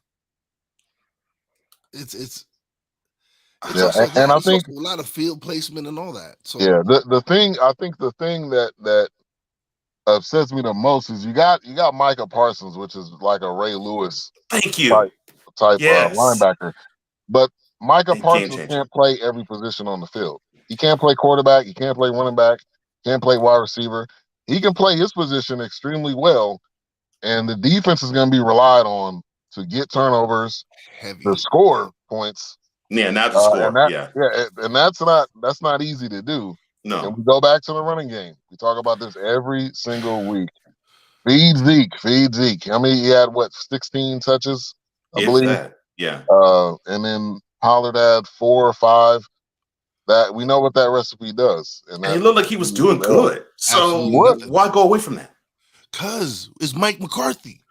Yeah. See, this is, and I'm not even a Cowboys fan. This is what frustrates me. It's Mike McCarthy. That's the best player on the Cowboys is Micah Parsons, and there isn't a debate as to that now. Of course, he is the best player on the team. The one thing you're supposed to do if you have your best player on defense is to give him enough reps and opportunities to shine, and have him rest. And if you do that with actually having a running game, but I share your frustration. Wise, you have a head coach who believes the quarterback should throw it 50 times a game. Dallas should not be running the rock just 21 times. And what sucks even more is the now injured starting quarterback. His best weapon is the play action. Bro, it's supposed to be 30 plus more. It doesn't make sense. 30 plus more runs. 30 plus. Yeah. More passes than runs. That doesn't make sense. And I give you mad credit, Ben, and I'll say this to you too, Ivan Dawkins, King Doc. I give you all mad credit for the patience you show, because I would be so livid at the team right now. Hey, I've been livid for years, so at this point, I don't need to get my blood pressure up. This is the official definition of it is what it is. Now, you look up "it is what it is" in the dictionary, and it's the Cowboys logo. Oh my gosh! Wow. And the funniest part about this is we did a watch party, right? You know, most of the people were Cowboys fans over there, and there was one Patriots fan, and you know, Patriots fans follow Tom Brady wherever he goes. Everywhere, so he was a Tom Brady fan, so he was ragging on us all night. And then he's like, when we're about to leave, which is at the end of the third quarter when mostly everybody left because they knew it was over. Right. He's like, hold on a minute, let me run to my car. I want to get something for you guys. He Lord. comes back with a Tom Brady jersey. It was like, yeah, y'all have a good night. It was like, man, get out of here, man. So that was a tough watch party. I'm glad I didn't pay. I'm not going to a game this year. Somebody asked me to go to a game. Good move. That ain't happening. Unless I get some free tickets, I'm not paying to go to this trash. Oh my gosh! I already said I'm not going to a game unless I'm strapped with a press pass. All right, Ben. Before we let you go, now the reason why I won't say hatred, but the reason why I have such fun with the Cowboys, it's not because of the team, and unfortunately now it's not because of the owner, because Jarrell's not as entertaining anymore. Now he's old. It's the fans. It's a fan base, because there was one fan base when I was perusing social media. Oh dear Lord! I told you stop that. Had the nerve to, yeah, seriously, perusing social media, and this fool had the nerve to say, quote, God, what's with the Bills hype? Cowboys would beat those bums with our backups. Oh my God. Close quote. He said that in this year? Yes. Yeah, this year? Yes. Let me get it. He said this. After game one. This was yesterday that this was said. No. That's right. They gotta stop the cap. They gotta stop the cap. Timestamp. Timestamp Stop September that. Those are 15, lies. 2022. All lies. Stop the Nothing God. but lies. Stop the Those are At lies. 4 cap. p.m. Eastern. Stop the Yeah, and he listen. probably Stop has the God 15,000. cap. He probably has 15,000 comments under that. That was clickbait. Stop the cap. Yes. Stop the cap. Dude, That was clickbait. stop the He cap, knows. bro. He knows he's Stop lying. it. His wife knows he's lying. His Stop son knows he's the lying. I think his Stop 2-year-old the Jesus child knows damn he's lying. cap, please. The baby Stop heard him the say that. And God like, cap. pop. No. Oh Lord. Yeah, the baby looked at him and his first words were, Not the baby's first words were. That surely would have been my daughter's first words when talking about this bullshit. Yeah. Oh gosh. That surely would have been my daughter Donna's first words. Oh my gosh. And I borrow from Wise, just as calm as ever. Stop the lies. Stop the cap. Stop the lies. Stop the lies. Stop the cap. And I got that. And I got that clip. And I got to get a clip of Wise saying it into the camera. I'll explain why in a minute. But oh man, 8 minutes away from base. Ben, thanks a lot, brother. We love you. Thanks for hosting the show on BS3 Network. I can't thank you enough. And mine too. I can't thank you enough Thank you, for taking on Snowman in the Morning on your network. This network's going to blow up. The show's going to blow up. And thank you. Thank you. I owe you a ton of thanks. And I would be remiss. I didn't get a chance to do this when I got home from my surgery. But Ben, I didn't get a chance to say thank you for holding us down when I was recovering from my surgery. I love you, brother. And I love the folks at BS3. Thank you. No problem. No problem. Like I'll do on Fridays, 2 p.m. Revelations, 10 p.m. Central, Wise and Poppy J. And tomorrow, the NFC Beast show will be live at 8 Central. So be in the building for that. I can't wait. I can't wait. Hey, y'all, if y'all hadn't a chance to check out BS3 Network on Roku, please do. Download it now. Because this is our chief network. This is the network that got some great shows on it. This is our chief network, and when BS3 gets the audio portion of their radio portion together, it'll be the second network that will carry Snowman in the Morning, as well as a few other shows. Thank you, Ben. I love you. Thank you so much. Have a good one. You too, brother. Oh man, Hawk, you are so kind. One of the best dang sports shows, and I'm glad I'm put onto it. Well, we thank you. Thank you, brother. Appreciate that, brother. Definitely, man. We appreciate you a ton, man. Honestly, even before base, great sign. You're right. The chat will make the show, bro. The chat's the show. Yeah, the chat steals the show, and I love it. I love it. Yeah, Andrew, I'm saying, bro, I can't wait to see how they go too, man. And you know what it is? It's some great personalities. Me, Ben, Sam, Cool. Like it's just bunch of brothers just talking football. Hopefully, hopefully he connected with someone I put on too, because I think she'll be a great addition to your crew too. Oh no, Sick Dickie's had it again. Amber Alert! Ben Simmons was seen at home watching Snowman and One with Cole Johnson and re-injured his back from the laughter. You gotta play it. Which reminds me. You gotta play it. Have you seen this man?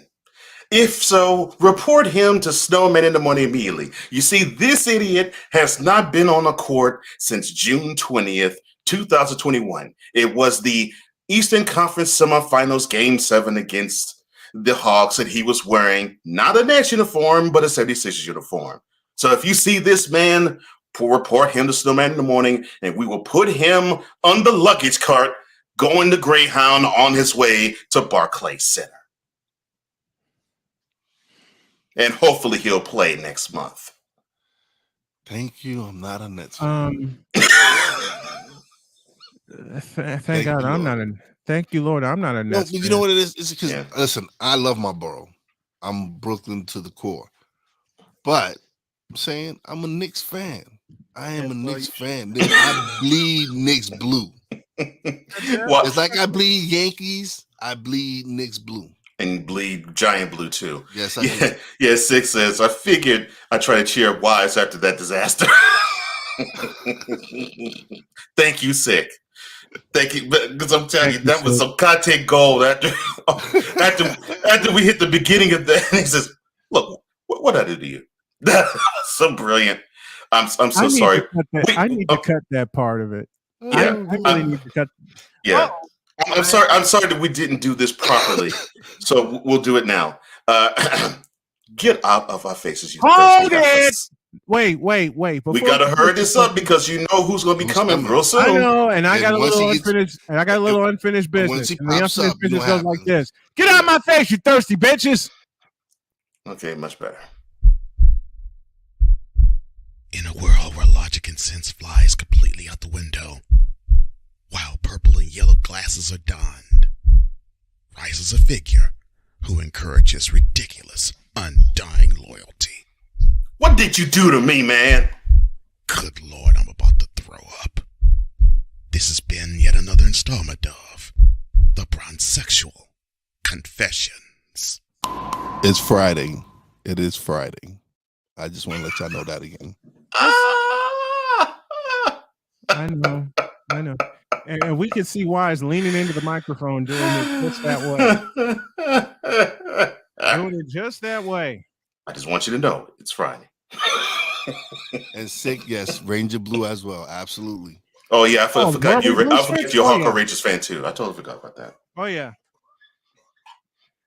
I have a piece of unfinished business to get Base in here, and I got 180 seconds to do it.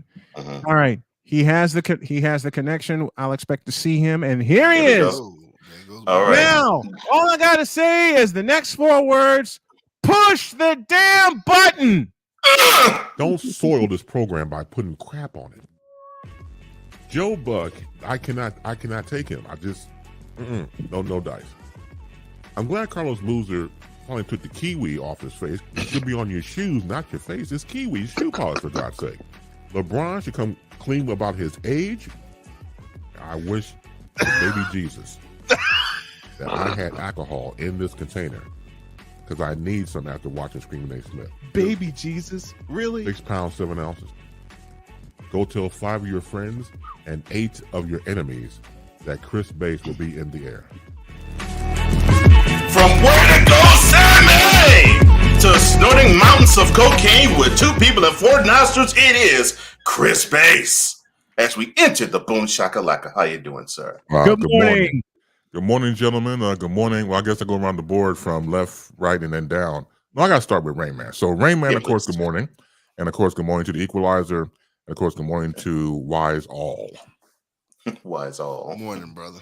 Yeah, good morning. Morning, man. See, Boom Shakalaka. I gotta play something for Base, because he said something last week that had my entire crew, myself included. Thank you, Vic. Just fall off the chair when Base said this. Don't thank Victor. Gotta go. They take that one. That's what you gotta do. Yeah. And I mean, Base is just looking with a eating grin on his face. Yes, because he knew he nailed it. You knew. Base knew he created a monster by saying that. Gotta go, gotta hoe. Gotta hoe. Well, it's true. That's the thing. We know it's true. Right. Yes, that's the best part. Yes. That's the best part. We all know it's true. We know it's true. Exactly. Yep. We know it's true. That's the greatest part about it. We know it's true. Oh, Lord. But see, you have a way of vocalizing what other people are just thinking. Because I'm tired.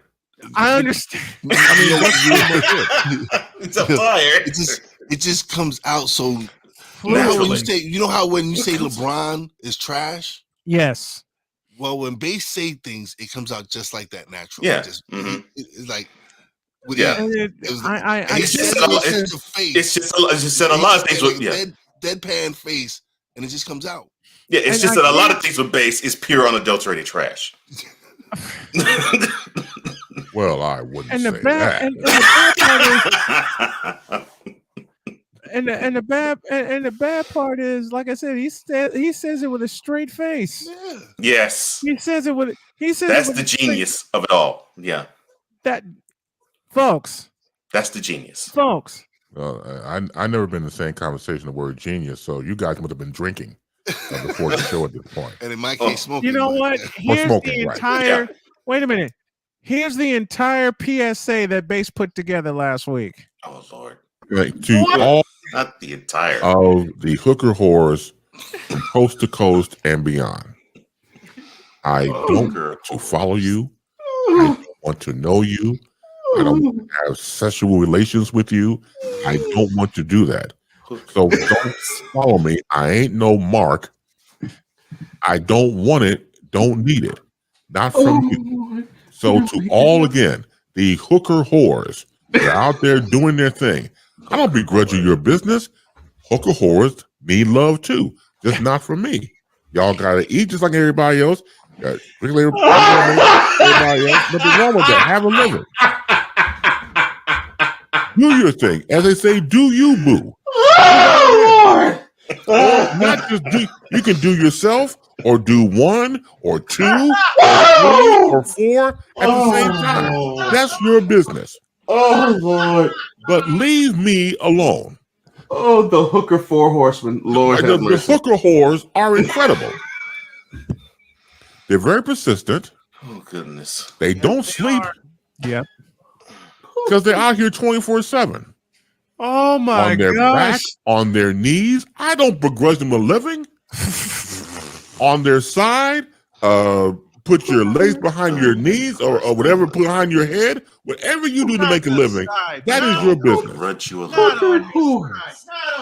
But for the love of night, and goddamn you, oh my gosh, leave me alone. I'm serious now. I had to go through this with Facebook. Hooker. Why? Not just hookers, not just whores. Hooker whores. Whores. They know who they are. Yeah, exactly. They know who they are. Oh God! I mean, you say such priceless lines like "I don't begrudge them a living." Oh Lord, have mercy. He puts hooker whores and "I don't begrudge their way of living" in the same sentence. Yes. Exactly. Well, they belong in the same sentence, we know, but because these hooker whores, I've been saying that all week. 100, Victor. 100, man. These hooker whores just don't quit. They can't quit. They're like Loyola Marymount with the 3-point shot back in the 90s. They just don't quit. And that's an insult to Loyola Marymount and 3-point shot. Yes, it is. Really is. I mean, hell, Greg Gumbel said it in the Loyola Marymount game against Michigan. They just don't quit. Oh my They God! don't. You can't quit if you're a hooker whore. You can't. Goodness. Oh my! Because you stopped the gravy train. The train. Train. It's been known to happen. You will stop the gravy train. The gravy or just train. Or just train. That's right. That's right, Cole. That's right.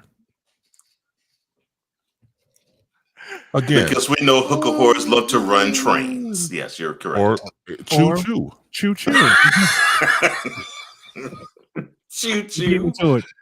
He beat me to it. Oh my gosh. Oh Lord. Victor, why?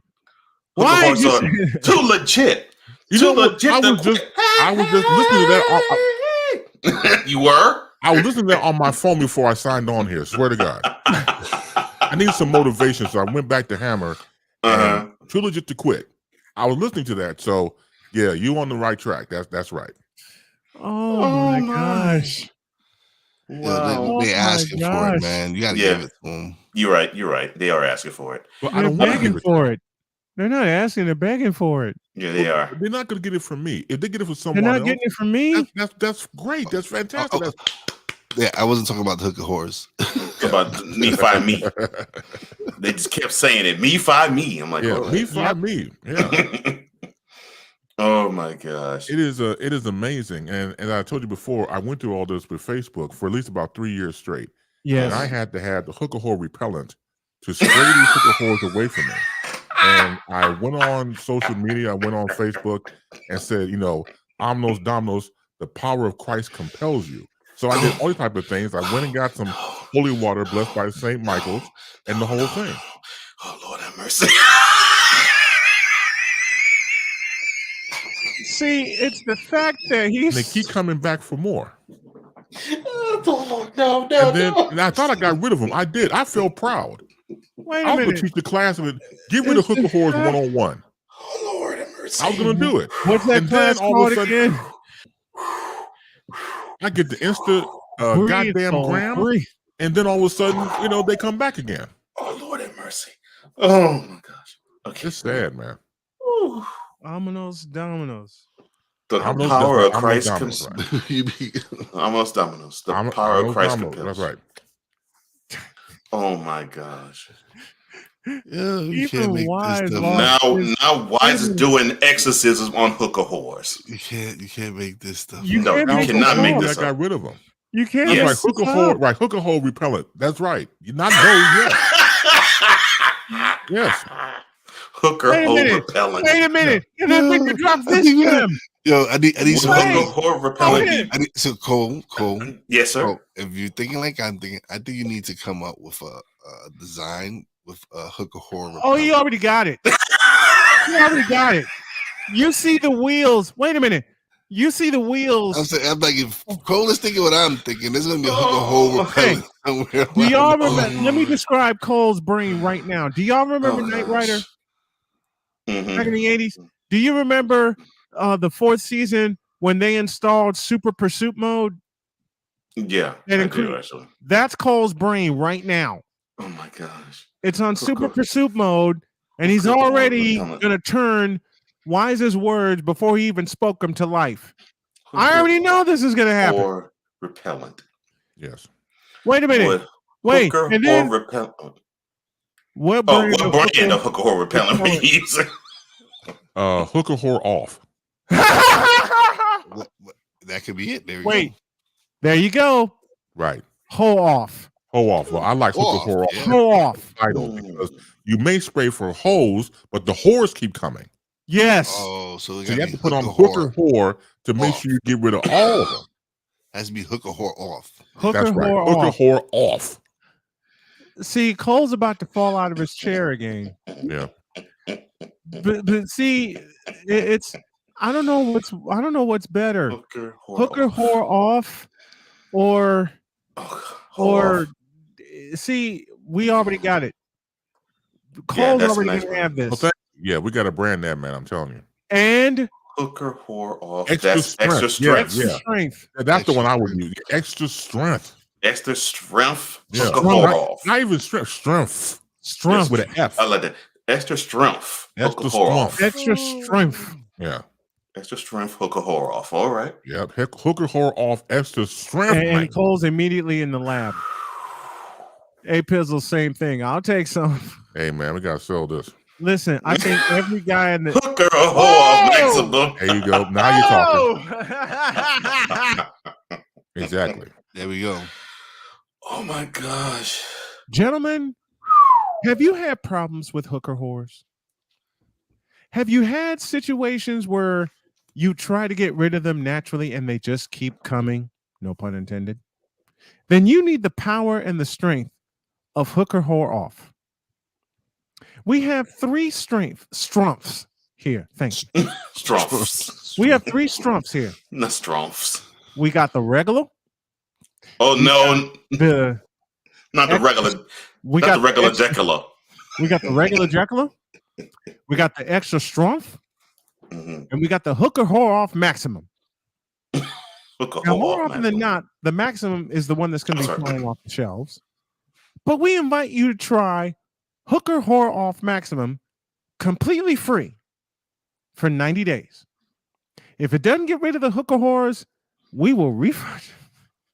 And don't forget, she'll like it too. Sure.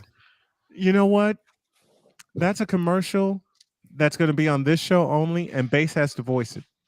Sure. Because Bass is the perfect deadpan voice. Hooker whore off when you really don't need the headaches. And There we you mean in both areas. Yeah. Bass, can you put that to voice? Yeah. Hooker whore off when you don't need the headaches. Hook a whore off when you don't need the headaches. Bingo. In one take. Hey, brilliant. Chris, let me put this up here. Chris, do it again, please. Wait, hold on a minute. Okay. Hold on a minute. Let me do this right. Go ahead, Okay. Bass. Do it again. Hook her whore off when you don't need the headaches. I will cut that today. I don't care what time it is. I will cut that. Still made this video. No! From the creators of Hook or Whore Off, Bronze Sexual Raid. Victor. Wait a minute. Victor. Wait a minute. Don't have me have the moderators block you. It's Friday, Victor. The moderators ain't gonna block Victor, him because I'm a moderator and I'm not blocking. Friday. Oh no! Victor, And then it's Ryan Friday. gets in on the. Oh no! I'm not just the president of Hook or Whore Off. I'm also a client. Good Lord, Ryan. This is sad. Way mean, to really. go, McCoffee. I mean, oh my gosh. I love you, Mr. McCoffee, for that one. Yeah, good one, But Ryan. but I can see. Well, I see Wise leaning into the microphone. Don't have the monitors block you. It's Friday. I'm telling you. You can do this every other day except Wednesday. And when it's Wednesday, I hear Wise going, "Oh Lord, it's Wednesday." And his wife Wise's wife going, "So when are they doing the Bronx Central Confessions? It's Wednesday." I love it. The fact that the missus loves that particular type of content, that is gold. We went into a whole different conversation after that. Oh no! Because of bronze sexuals. She's like, how many different types of sexuals are there? Because we was a rapper Bad Bunny, and there was a big thing about him kissing a man on stage. Oh right, yeah, I heard about that. Yeah, and so I told her, well, he's pansexual. She's like, what is that? Wait a minute. So yeah, how many types of sexuals are there? Let's start with football. There's homosexual. Then of course there's bronze-sexual, courtesy of Cole. And then we got the hooker whores, courtesy of Bass. And then with Playmaker, hooker whore maximum. Hooker whore off maximum. See, Andrew, Andrew, it's your turn. You got to come up with one now. So wait a minute, why? Everybody in the chat within the sound of our voices, come up with a brand or a type or a strength type for hooker whore off. So we got to have a list now.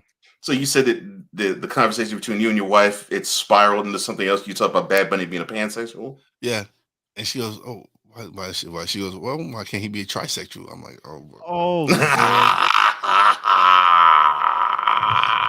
Wait! Was that an intentional joke? And it went downhill from there. She said it. She just said it like it's like because my wife she don't think about anything like that. Like, and it went downhill from there. See, a trisexual. One of the things I love about my wife Jody. One of the things I love about my wife Jody. She has absolutely no filter. She warned me of that when we were dating. She says, "I got to tell you something." I said, "Lay it on me." She goes, "I have no filter. So whatever I think about just may come out and it may surprise you." I said, "Baby, after everything I've been through, nothing surprises me." I lied. Because some of the things that she spits out, especially when she's tired, it doesn't surprise me, but it has me laughing my ass off. Because I told... Well, you know what's interesting? I'm sorry, go ahead. I told Jody one night when she was extremely tired, I said, "You know you're a riot when you're tired." And she goes, "I have no idea what you're talking about." And then she says, I'm not tired at all." And she looks up at the ceiling and went, "What the hell is that?" And I'm just laying here. I'm laying in bed just cracking up. She goes, "Why are you laughing at me? Because you're a riot when you're tired?" Well, you know, it's interesting. Relationships, as we all know, is what we make of it. So, but I admit that I'm a hypocrite. And here's the reason why. So I was dating this lady and just like anything else, relations and stuff like that. And I figured let's spice it up. And I've always wanted to have a menage a trois or menage a quattro. Me and 2 women or 3 women. That's always been my goal since I was a teenager. So I figured, look, we start off slow. I said, look, baby, why don't we spice things up and bring in a woman into the whole mix and everything would be cool. What do you think about that? Oh, okay. Yeah, I got a couple of, tell you, I have some ideas and some of your girlfriends look pretty sweet. Maybe we'll talk to them and everything else. Okay, then I'll do them on one condition. What's the condition? If I do that and bring in a woman, I go to bring in a man. No, I quit.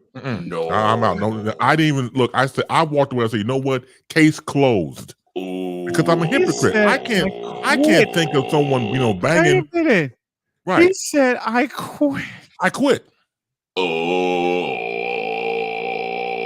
Wait. That's almost like B-O. I mean, I was like, I quit. I got the sound. I gotta. Gosh. When we were doing the segment earlier, my computer crashed. Right. My computer absolutely crashed. So I gotta reset everything. And I believe Cole was trying to do this. And for bass. You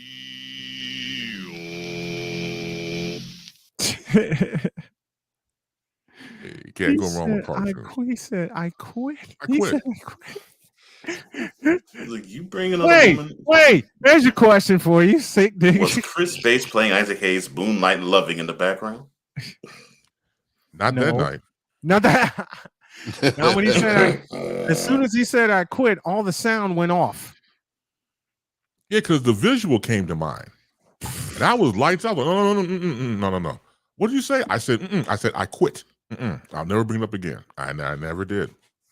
Why, Ryan? You said I quit. Sexual attractiveness cook well. Ryan, why? Why'd you do that? Ryan, why? Why? Don't do that, man. I'm still tripping over Wise's wife saying trisexuals, because actually that is the sexual orientation of bronsexuals. Yeah. And they won't admit it. No, they won't. Wait. There you go. Bass raised the white flag. I sure did. And he put the pronunciation into it. I quit. Yes. I'm blanking on the word that I need right now, but he put the pronunciation into it. I quit. Yeah. He enunciated it. Thank you. That's the word I'm looking for. I quit. Ooh-wee. Yeah, that you talking about shutting down. That shut me down. That shut everything down. Yeah. I went to bed. I don't even think I even watched TV that night. Oh, I went straight to bed. Went straight to bed. Yeah. Vic, you cold, bro. What did he say now? No. Should I summon ever living? Nah, I can't. I want to, but I can't. I quote it when he said it the first time. And he didn't say it. He said, he put Mum rather ever living. He's as ancient as appearance. No, I can't do that. I can't do that. Victor, no. Oh, hell. Well, where is it? Okay, right. Bass, this is for you. Let's make this perfectly clear to all the hooker whores.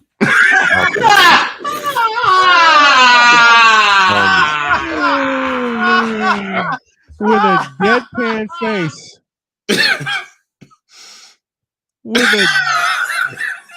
And it has this look at the end, with a deadpan face, and he had that look like, "Oh Lord, all right, what just happened?" It just comes out. We all just have this. It says it.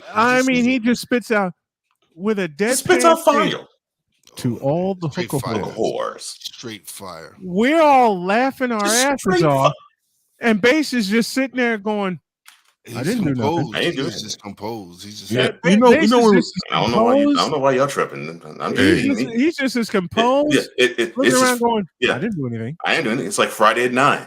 Friday 9 in the morning. Look, Okay. one of my favorite books of all time that I read when I was a kid, even as an adult to reread it, is Bram Stoker's Dracula. I love that book, and I love certain interpretation, movie-wise, of it. So for me, I've gravitated towards the fact that these hooker whores are vampires. And I thought they were gone, and they come back from the dead, and I'm Professor Van Helsing. So I got to do what I got to do to make sure these hooker whores continue not to roam the earth when it comes to me. That's all I'm saying. So that's when, of course, the hooker whore off repellent was born just now. Yes. In guise of a steak. I told you to use the holy water before. They didn't do any good because they came back in 3 years. Maybe that was like a 3-year life cycle with me online. See, and my wife is getting into a show called Vampire Diaries. My wife comes in and we have this rule. And she goes, when I come in from work, we'll have dinner, but you need, oh no. I hate you, Darnell, but I love you for that. My name is Chris Bass, and I did not sleep with that hooker whore. That's right. That's right. That's right. Absolutely. But my name is Brian Snow, and I definitely did not sleep with that hooker whore. But the thing about Dracula, and I'm gonna just on the show, I'll give you a preview of Baseline later on. That's okay. All right. Dracula was a straight pimp. Yeah, he was. Vampire Pimping 101. So we all have read the book or seen the storyline. So storyline real quick. So Harker comes to his castle in Dracula to make sure his real estate gonna be moved to Carfax Abbey in London. Then he says to him, because he talks about his fiance. Let me see a picture of fiance. He sees the picture of fiance. Like looking at her, oh yeah, she's next on the Price is Right. That's what he's thinking. Now, mind you, he looks at Harker's fiance has 3 women already in the castle, the 3 wives.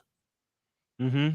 And he pretty much told him, look, I'm putting notice on all you vampire heifers. I'm leaving. You can have the castle. I'm going to London to get some new booty, pretty much. And he goes to London. Not only does he take over and starts to get with Harker's wife, Harker, the fiance, has a girlfriend named Lucy. He gets with her too. Straight vampire pimping. I'm going to take your woman, and I'm going to take your woman's friend too, and leave the 3 heifers I have behind. And leave the 3. Vampire Pimpin' 101. Yeah, Thank you're you. right. TV. I leave the 3 heifers. So is Velvet Jones a vampire? I'm Velvet Jones. I'm sorry, Eddie. Are you You can't hear this anywhere else but on Story in the Morning. Do it, right? Do it, Chris. Do it, Bass. Hello, I'm Velvet Jones, the vampire. Are you around when I get a chance to bite on your neck? I'm here to tell you about Vampire Pimpin' 101. And that's all I got right now. That's about it.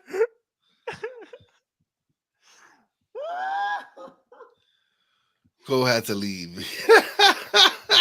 Go ahead to split. Oh my gosh. You want to see us on screen. How the hell are we going to? And of course, Bass had the hand motion in there. Yeah. I'm telling you. Oh. I didn't put it together too recently. It's always been one of my favorite books and movies of all time when it comes to Dracula and stuff like that. But I realized that the man was straight pimping. He probably invented pimping. He was what, 2,000, 8,000 years old at the time.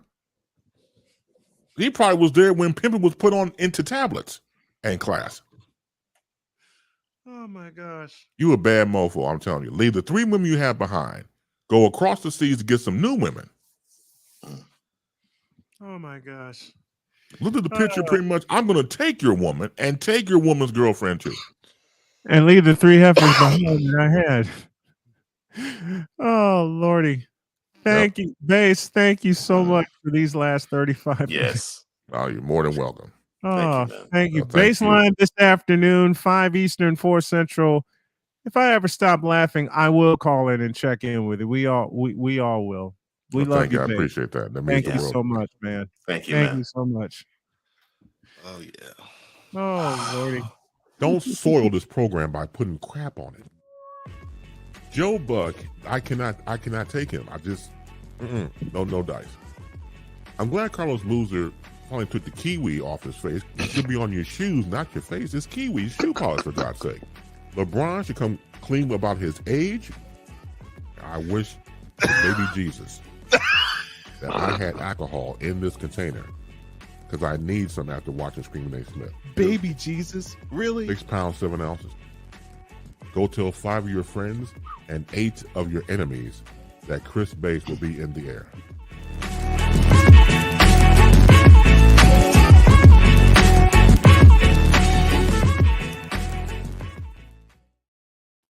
Oh, we got more. Oh my heaven. On your mark, get set. Let's go.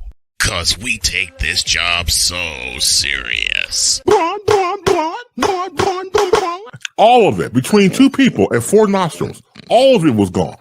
LeBron James is pure, unadulterated trash as a basketball player and has been for 20 years.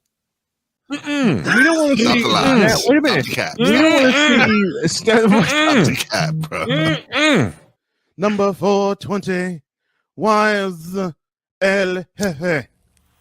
Number 420. I had to do it. Oh man, I thought I missed it. What in the all types of blue hell? Yes, it's Snowman in the Morning with Cole Johnson.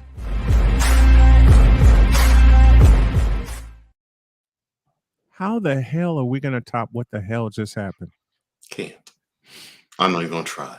I can't. We can't do it. We got Mike debate coming in 180 seconds. We're going to do some picks, but damn. And we had nothing planned. None. Not a I didn't know you were going to come and have a reboot with the hooker whores. I should have added this. As a matter of fact, I'm going to do a quick reset. If you would put the main photo back up again, please, because I got a present for you. All right. Once again, hour 3 starts right now. Cause we take this job so serious. To all the hooker whores. I will not cuss. I will not cuss. I will not cuss. I will not cuss. I will not swear. I will not swear. I will not cuss. I will not cuss. I will not cuss. I will not cuss. Gotta go, gotta hope. Oh man, I thought I missed it. What in the all types of blue hell? Yes, it's Snowman in the Morning with Cole Johnson. You're welcome. Look at you. You're welcome. Wow. You put that together. Wow. Impressive. Y'all told me step my game up, and I am one of the producers of the program. So, F it. I'm stepping my game up. Oh, I see. I don't have Adobe Premiere Pro, but the program I do have to cut video works just fine. Bro, listen. It's not the tools. It's not the tools. It's not the tools. It's the person who use it. I'm saying. So I don't use Adobe. Y'all like that Pro. one? Y'all like that that was one? good. That was good. Yeah, it was really good. That was a good one. It just kind of fit with everything, especially today, reprising the conversation. So that just fit. That was just fun for me to do. And I got a few more up my sleeve. I'm putting a second board together here on StreamYard, and I'm going to mess around with OBS today to see how we can do that. I have both of them cooking my breakfast butt naked with the house shoes. As far as OBS, what did you want to do as far as OBS? Integrate the views that we have here with StreamYard and bring it to OBS. So you mean when so for when you're using OBS, you mean have the chats and everything on OBS? Not only that, but the clips that Cole so cleverly put together, all of the because on OBS you would have to add that in as in a scene. No, No. you can add that as either a slide or pictures, whatever it is, or media. Okay. Okay. Saying Well, I'm you going got to add it to have the fun. whatever scene you're going to use it on. You just have to add it to that. Oh, to that Lord. to that part. Whatever. Welcome to Snowman in the Morning with Cole Johnson, where the Knicks are saying Cowboys are done, Bronxexuals don't quit, and Hooker Ho Maximum was born. Playmaker, we need you to voice that. Matter of fact, get up here. Drop the link real quick. All right. Matter of fact, Playmaker. Well, actually, let's take care of business first. We missed him last week. We got him this week. Mike Debate is now with us to talk some football. Good morning, Mike. Good morning, my friends. Always an honor, always a pleasure to join you on a Friday. Missed you last week, but definitely glad to be here this week, heading into week 2. Man, glad to be with you in heading into week 2 also. And we're just gonna get right to it. We're gonna do some picks, and we know all the storylines, especially when it concerns the two teams in this household and households all around the place. So why not? Let's just go right in. Let's just go right into our picks, because this is why we're doing it. All of the numbers you're going to hear will be courtesy of Caesar Sportsbook, and we're going to have some fun, and we're going to pick them all, because yes, there are some dog games like there were last week, but doggone it, I missed Mike.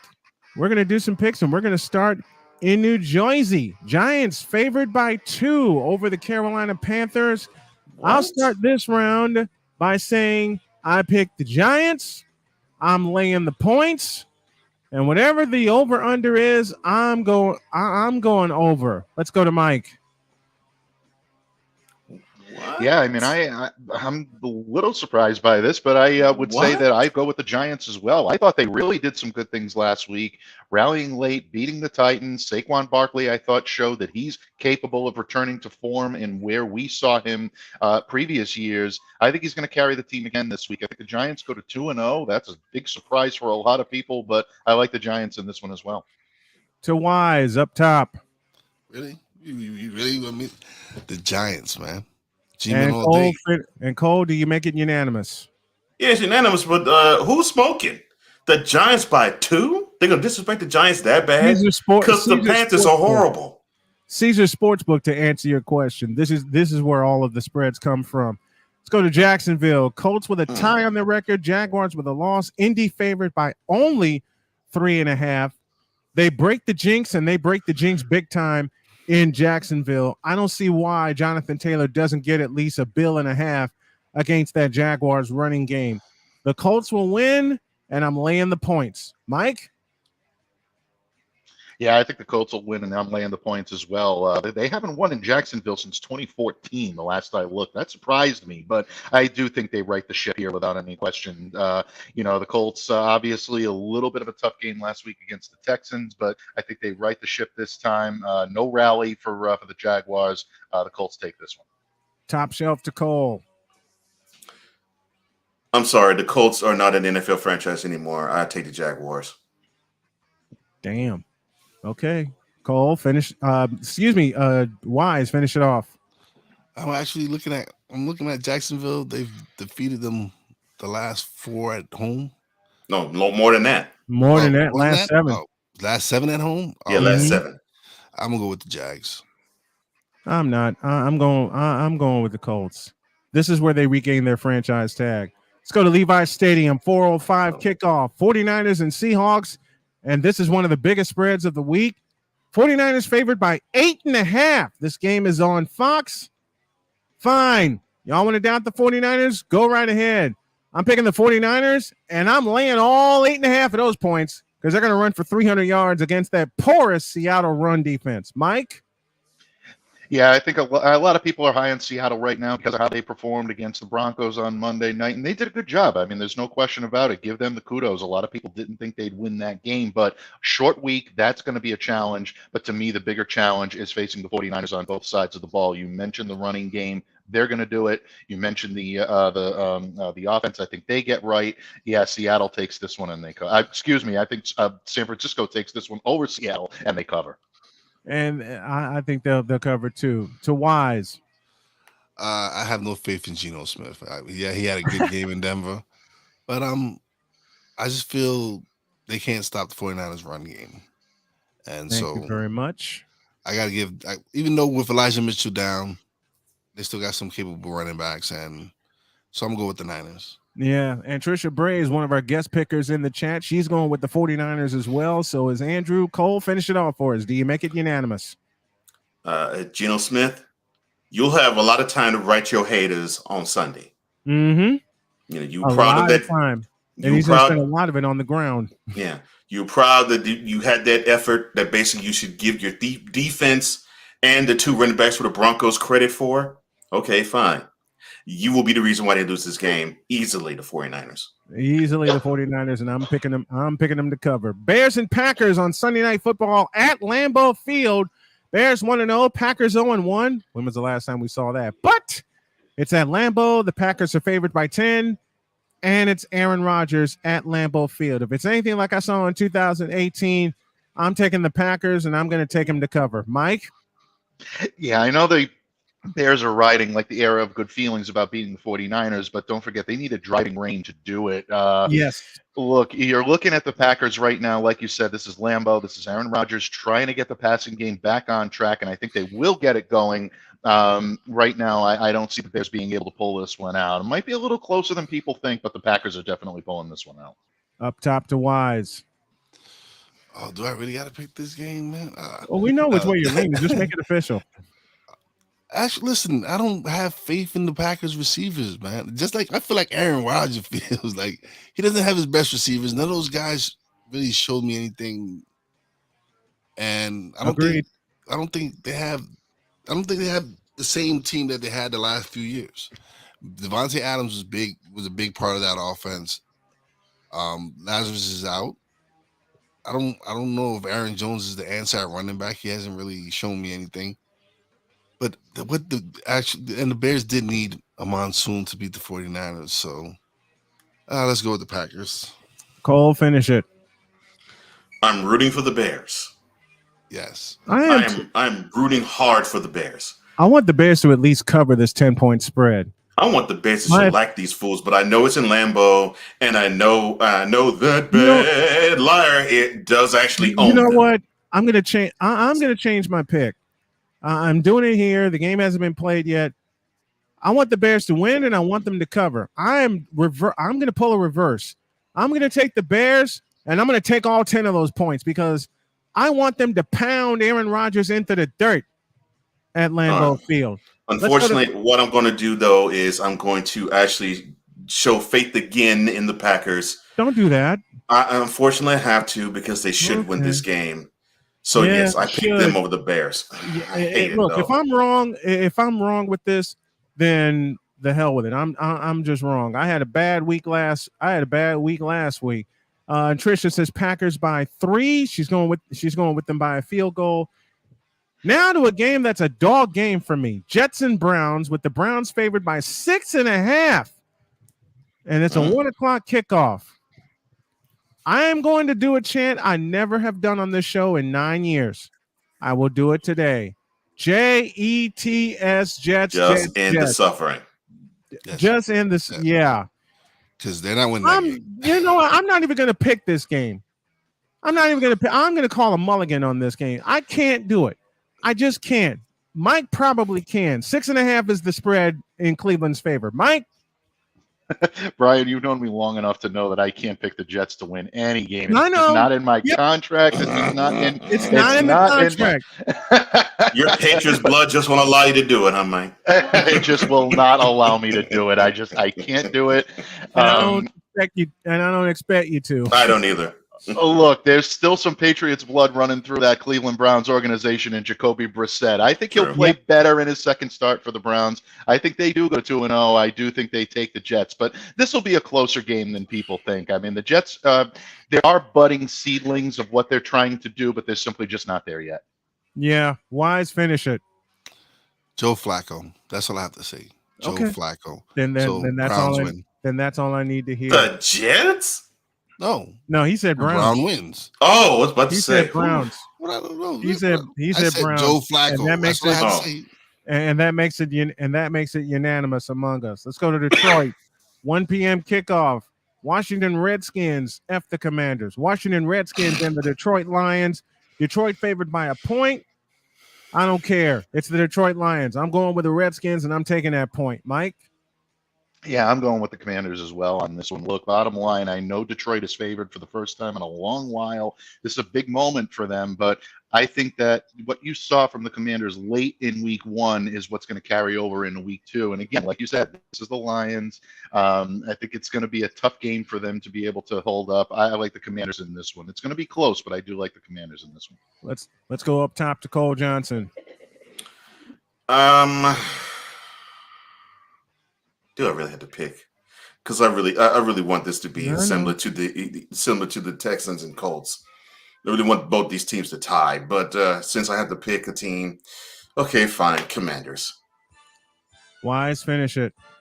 Oh, yeah, you know what? I'm gonna be surprised. I'm going to go with the Lions. So You're going with the Lions? I am going with the Lions. I feel Swift is he's gonna have a real good game. I think he's gonna have a better game than he had in Philly. So yeah. Well, the Hawk TV says put some respect on. Who's your squad, Hawk? Who's your squad? We'll find out in a minute. Buccaneers and Saints. That's a 1 p.m. kickoff at the Superdome in New Orleans. Tampa Bay favored by 2.5. Do I become the lone wolf and go against Tom Brady? No. I can't do it. I just can't. I'll take the Buccaneers, but I'm taking the points. I already know which way Mike's leaning. Mike? This was a tougher one than you may think. Saints, right, There Mike? is a kryptonite. If there is a kryptonite to the NFC version of Tom Brady, it is definitely the New Orleans Saints. Look, that Saints defense can get after when that line is healthy. They can definitely do it. The problem is right now is there is a little bit of suspect there. So, when you look at what the Saints defense does, they need to come up big here after struggling last week a little bit. I think they're going to make this one a very close one, but again, you talk about blood, Cole. There's something in me that just does not allow me to pick against Tom Brady. I'm going to go with the Bucs, but I am taking the points as well because I don't think they cover that. Do you take the points, Cole, or do you lay them down? I lay them down, and I'm actually thinking that the Bucs they're going to be affected by Giselle having Tom sleep in another house. Yeah, Saints all the way on this one. Oh man, that's our guest picker and Trisha. That's the way she's going. Another guest picker, Andrew's going with the Saints as well. Wise, finish it.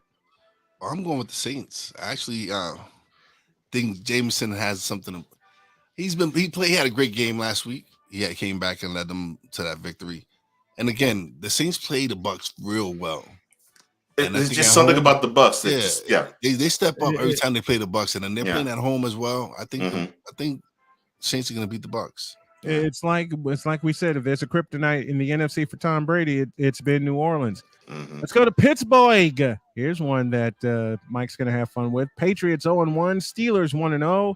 Steelers were rescued by Bengal mistakes.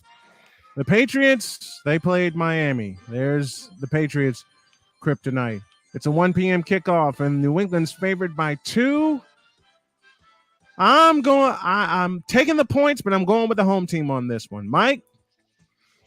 I would love to say that this is a get-right game for the New England Patriots, and they're going to fix all the problems and solve all the questions that they've had around them. There are too numerous of those in order for this game to be a get-right game. But I do expect them to play better, and I expect a better and more complete effort on both sides of the football. The Patriots know that if Mac Jones is healthy and capable of going in this game, which all indications are that he is, even after missing the game with practice, yesterday with an illness. he's still capable of making plays, but Pittsburgh has to get after him with those second and third level blitzes from the defense. That's Mac Jones's kryptonite, and very, very difficult for him to be able to pick up. If Pittsburgh does that, they've got a very good shot in this game, but without TJ Watt, it's going to be difficult for them to do it. I think the Patriots take this one by a razor-thin margin. I only like them by a point in this one. I have them taking this 24 to 23 over the Steelers on Sunday. Let's go up top to Cole. I want to believe in the Steelers. I do, and I agree with you, Mike. You mentioned to me the difference maker in the whole game, TJ Watt. He won't be playing. Right. And if the Steelers had him, I would probably lean more toward them. But that offense is absolutely atrocious. The Steelers' offense is horrid. Yes. It's terrible. And yes, I know they're playing in Acrisure, Heinz Field. It's Heinz Field. But I really can't go with the home team here. And I think the hoodie would use this as a bounce back game. I will pick the Patriots. Let's go to Wise. Finish it off. Oh, I think Steelers going to start off 2-0. Oh, yeah, I know they had a bad offensive game, but listen, they showed that they could win the ugly games with that game with Cincinnati, and if they can get after Mac Jones, they can make it a difficult day, especially at home. So yeah, I'm going with the Steelers. And the thing is, oh boy. And the thing is, four turnovers and 7 sacks, and you mean tell me you needed a blocked extra point just to have a chance to win the game? That right there is what stands out to me. Not to mention a walk-off field goal. We got Steelers all over the place with Andrew, Trish, and the Hawk TV. They're all going with the home team. Speaking of home team, let's go to Baltimore in the last of the 1:00 games. Dolphins and Ravens. Baltimore favored by 3.5. Again, all of our spreads come via Caesars Sportsbook. Ugh. This is one of those games where I don't want to pick, but I know I have to. All right, I'm going with the home team, and I'm going to trust Lamar Jackson to make the right plays. But I'm taking the points. I'm not laying the points on this one. Mike?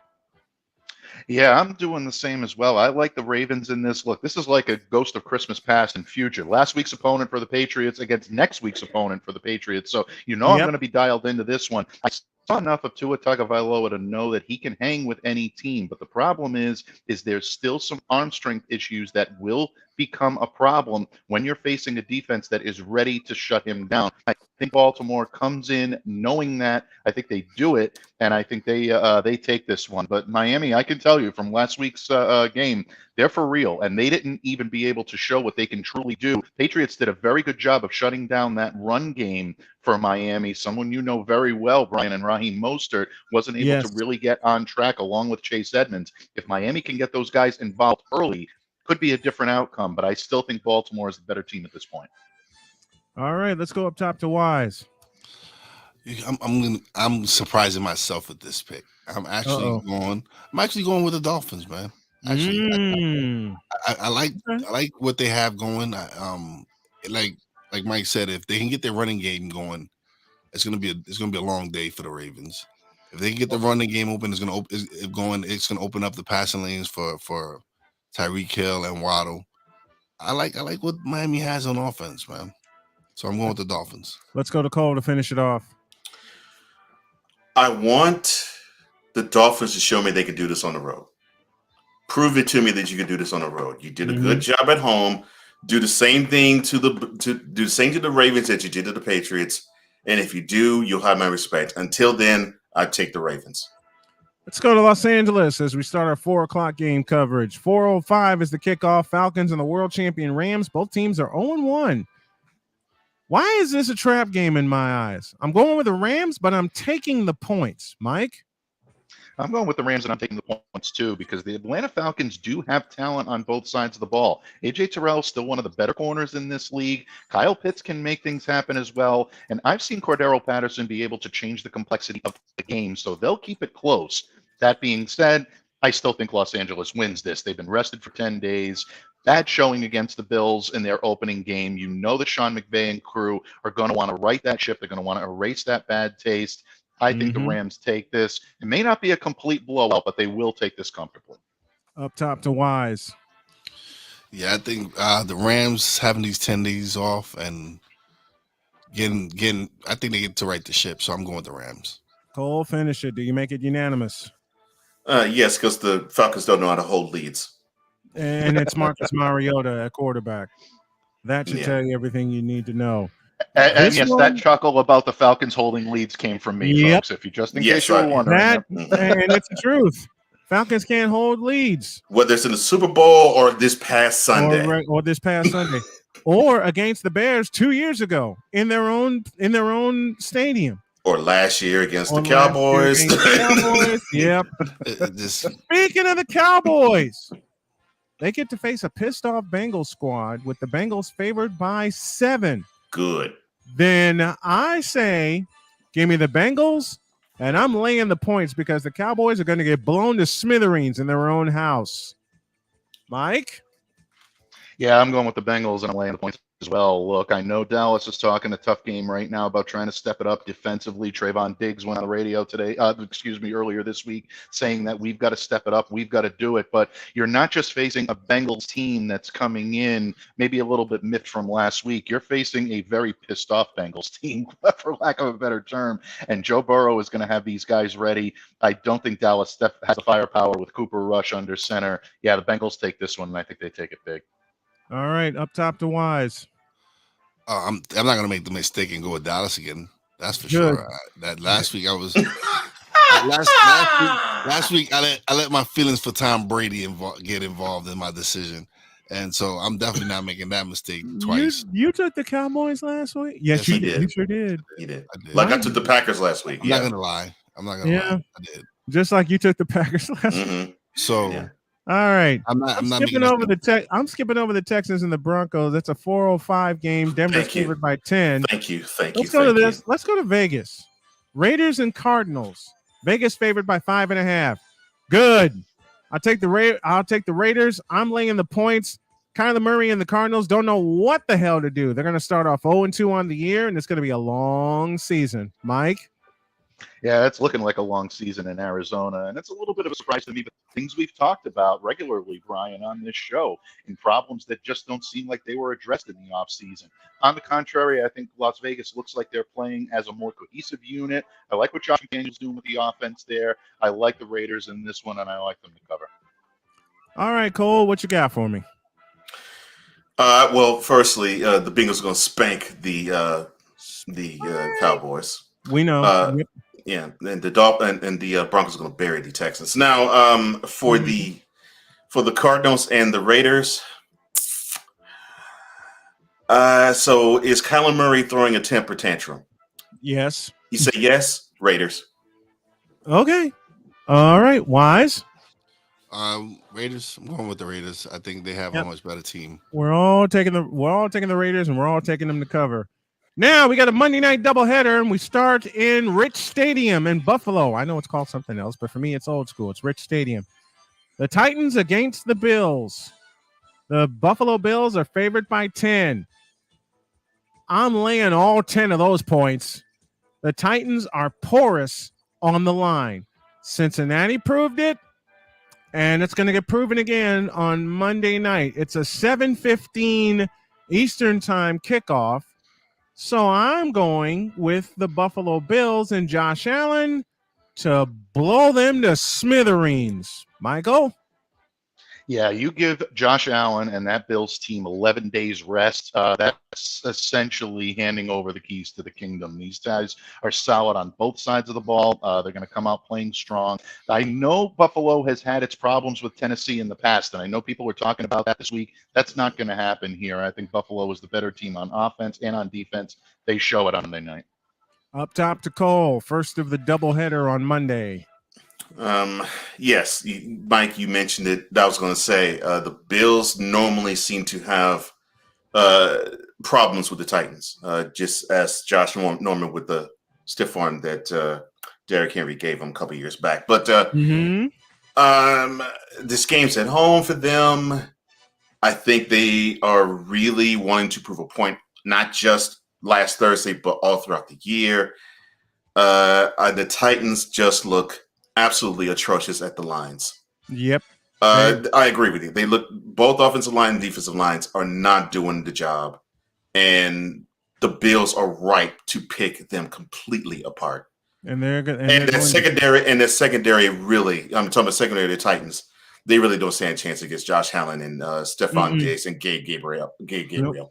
Nope. Bills. I don't. Yeah. Do you make it unanimous, Wise? Oh, I'm not going against the Bills. I'm definitely not going. I said they were going to beat the Rams. What makes you think I'm going to change my mind and go against Titans? No. Bills all the way. No, I called the Bills beating the Rams also and beating them up in Los Angeles. And people keep asking me, how did you know about this? Trust me, Super Bowl hangover is real. Just ask the 49ers. Vikings and Eagles finish off our schedule in Philadelphia. Eagles are favored by a deuce over the Vikings. The Vikings pick up a win against the Packers. I'm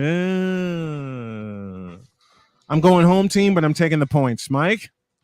Yeah, I'm going home team, and I'm taking the points as well. I think this is going to be one of the better games of the week. I think the way Minnesota played last week, the defense looked great. Different style they're going to be playing against this week, though, against Philadelphia, and that's why I'm going with them on this one. Kirk Cousins will get them in the end zone on occasion, but I like the way Jalen's playing right now. I think Philadelphia takes this. Again, I think this is going to be a really good game on Monday night. I really think so, too. Cole, you're next. I really have a lot of respect for the Vikings. I mean, their defense is great. I mean, Darius Smith, I think, is a great addition to the Vikings defense. And, Kirk Cousins, along with Justin Jefferson and Dalvin Cook, they're a great unit. Hold on a second. Oh, that's right. Kirk Cousins, quarterback of the Vikings. I'm so sorry. Eagles. Wise, finish it. I'm not going for the Eagles. I'm actually going for the Vikings. I like what the Vikings bring on offense, man. They got Dalvin Cook. Jefferson is a beast. That Philly secondary is kind of questionable. So listen, I think Vikings got a squad. Yes, Kirk Cousins is leading, is their quarterback. I still don't have. I don't think Hurts didn't show me anything. Hurts just showed me he could just throw the ball to AJ Brown or whatever. Like, not getting your number 2 receiver involved to me is big, man. If he's only going to look down to one receiver, he's in trouble, especially with that Minnesota defense. Yeah, that Minnesota defense is not Detroit. It's not Detroit. So that's true. If he's just gonna just go to AJ Brown, if that's gonna be his, it's gonna be a long day for him. Those are our picks. What are yours? Pick along with us and tweet the show at official SIT More. That's Mike DeBay joining us as he does every Friday and will every Friday to do some picks and talk some NFL storylines. Thank you, brother. Appreciate the time. Absolutely. Cole, Wise, Brian, thanks so much for having me. Can't wait to talk to you guys again next week. Have a great weekend. Enjoy the games. We'll do it next week. You too, Thanks, Mike. Mike. Mike DeBay joining us. Our 5th season as our senior NFL analyst. Thank you, Mike, for that. And we mentioned the Vikings. And one of my favorite announcers is the great Paul Allen, who is the radio voice of the Minnesota Vikings. Where is it? I have a clip of him calling a missed field goal, courtesy of KFAN. This is what happened in the booth. Out of the postseason. One of the best calls ever. Yep. Kevin McDermott snaps. In his first year with the Minnesota Vikings, Jeff Locke Holmes, Blair Walsh, from 27 yards left hash. Snap good, spot down, Walsh's kick is up, and it is no good, he missed it! Are you kidding me? The season can't end like that! He missed it left! And the Seattle Seahawks are off to Charlotte. The look on his face said it all. To this day, one of the best calls I've ever heard. I was in a Starbucks in Chesterton, Indiana, when I heard that call live, and I said, "He missed that." Oh yeah, point blank, and that thing that thing was hooked. Oh, it was shanked bad. It was shanked so bad. I think I have Al Michaels' call also. I know there's a combo call out there somewhere of Al Michaels and then Steve Rabel from the Seahawks and Paul Allen from the Vikings. I know there's a combo call out there somewhere, and I'm trying to find it. But this is where you at? Where you at? Here you go. I think this is NBC's call. McDermott is the snapper. And the kick is no good.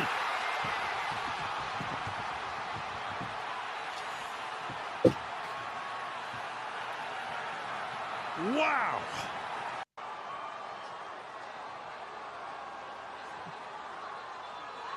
Now Michael said the best two words. Go figure.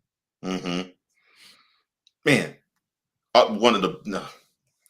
he's one of my favorite play-by-play guys of all time because he just knows what to say and when to say it. Oh, even like now, still, he just knows what to say and when to say it. Like the infamous, he did what? Mm-hmm. I love that. Mm-hmm. He has just enough professionalism and just enough. I'm so engrossed in the moment as a fan, where it's like you can appreciate the wholeness of a guy like Al Michaels. It's like, wow, you know what you're calling. I think he's now relegated to Amazon Prime. Amazon Prime. Mm-hmm. That's bold to me. It shouldn't happen. It shouldn't happen like that. Yeah. Even now, he's still one of the best to ever do it. Yeah. Even can we? I wish we could go back to Monday Night Football the way it was with Al and Frank and Dan, but Frank's no longer with us. Right. Second and 10 from the Greg. What's Blair Walsh doing? And this is the Jeff Locke holds. Blair Walsh from 27 yards left hash. Snap good, spot down. Walsh's kick is up, and it is no good. He missed it. Are you kidding me? The season can't end like that. He missed it left. And the Seattle Seahawks are off to Charlotte. Blair Walsh missed a 27-yard field goal, and the Minnesota Vikings are going to lose 10-9. It just seemed like he knew it. Mm-hmm. It just seems like he knew it. Yeah. It just seems like he knew it. But if I have to, you know what? Let's do a montage. One more thing before we get out of here on this Friday. Let's do one more. Let's do one more thing before we bust on out of here. I'm gonna play a clip of wrong button. Paul Allen's funniest calls. And what got me hooked on Paul Allen is when he was calling a game against the Bears in 2006, and he said that Rex Grossman, who was the Bears quarterback at the time, was claustrophobic. Mm-hmm. You know what? And I started thinking about it, and I'm like, why are you saying that? Then I thought about it when I got back behind the booth. He's right. Mm-hmm. He's right. Here we go. Best of Paul Allen. High snap, put down. Joseph, come on! It is gone! No, he missed no it. Good. Are you kidding me? He missed it right. He missed it right. Oh, my heavens. Oh my. He missed it right. What a gut punch to a team, Paul, that play after play, toward the end, fought its way back. Missed it by like a foot. And Blair Walsh from 27 yards left hash. Snap good, spot down. Walsh's kick is up, and it is no good. He missed it. Are you kidding me? The season can't end like that. He missed it left. And the Seattle Seahawks are off to Charlotte. Blair Walsh missed a 27-yard field goal, and the Minnesota Vikings are going to lose 10-9. Favre goes back to pass. He pumps. This is the one Now you're he looking for, fires Victor. over the middle. Intercepted. I can't believe what I'm seeing right now. It was intercepted by Tracy Porter near side to the 40, and John Sullivan runs him down at the 47-yard line. You've got to be kidding me. I can't believe what I just saw. Looking at that play, he should have just held on to it, Paul. He should have. He could have easily gotten 5 or 6 yards if he would have just pulled that thing down and dove forward. But why do you even ponder passing? I mean, you can take a knee and try a 56-yard field goal. This is not Detroit, man. This is the Super Bowl. And the clock continues to run, PA. And 17, my personal 16, favorite. 15. See, they have to go deep This into one- the end this zone. one We better right put here. some people in the end zone, right, Joe? That's exactly right. I mean, Get there's back nobody there. inside the 10. Get back, Here guys. it is. The season's on the line. Two From receivers left and right. 6 and 2. McCown takes the snap. He steps up. He's all by himself. Fires into the end zone. Caught! Nathan Cole. To being eliminated from the playoffs with that catch. No! The Cardinals have knocked the Vikings out of the playoffs. I believe it was caught by Nate Poole. He's being mugged by his Cardinal teammates. Poor Dante Culpepper. In that particular year, 2003. Yeah. Oh, man. Alan, look, Hawk, I've listened to a lot of Vikings games with PA on the mic.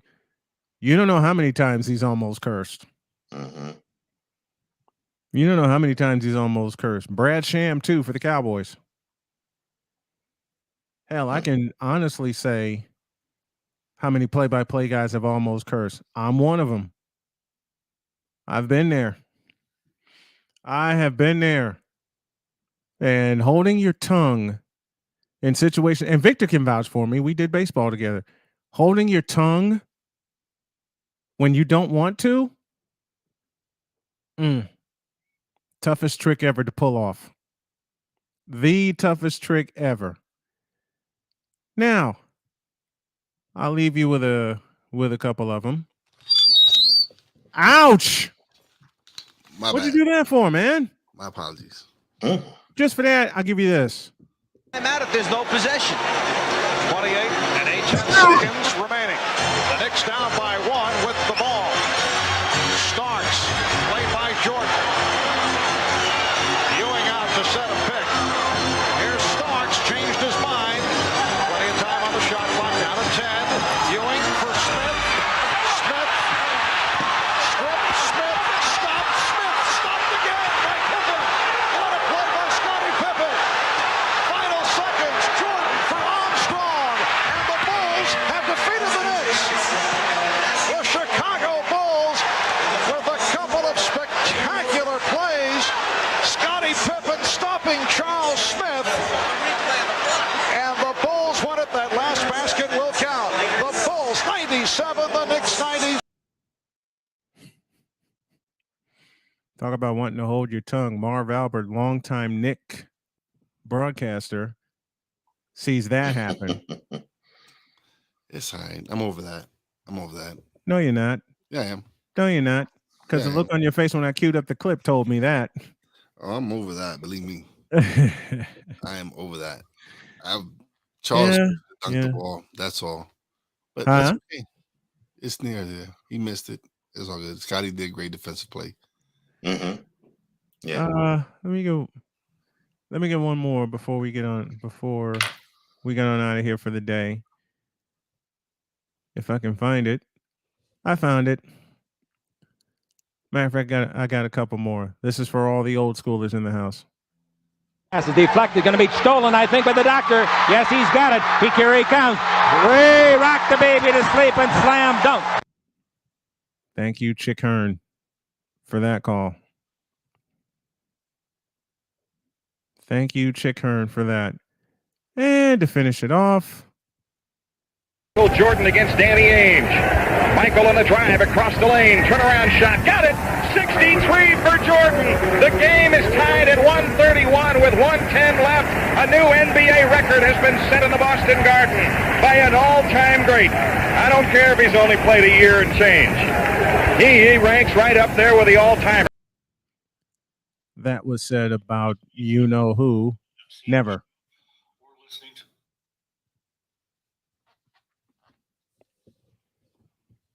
Okay, one more.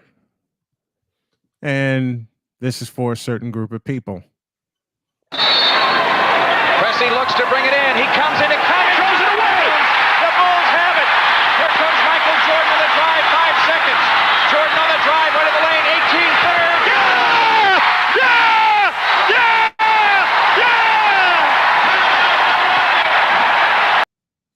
birthday in 1989. And we'll leave it there for now. Thank you to Mike Debate, to Ben Sutter, to Sam Shady for all joining us this morning. Thank you to Wise and to Cole.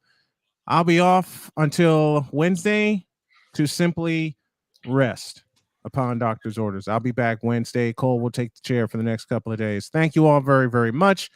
Have a great weekend. God bless. Remember to make your next move your best move. And always remember, Cole, if your dreams don't scare you, then they're simply not big enough. We invite you to dream big and do bigger. We're out of here. See you Monday. And I nearly pushed the wrong button yet again.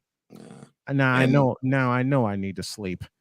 And always remember, the sheriff is a Nick.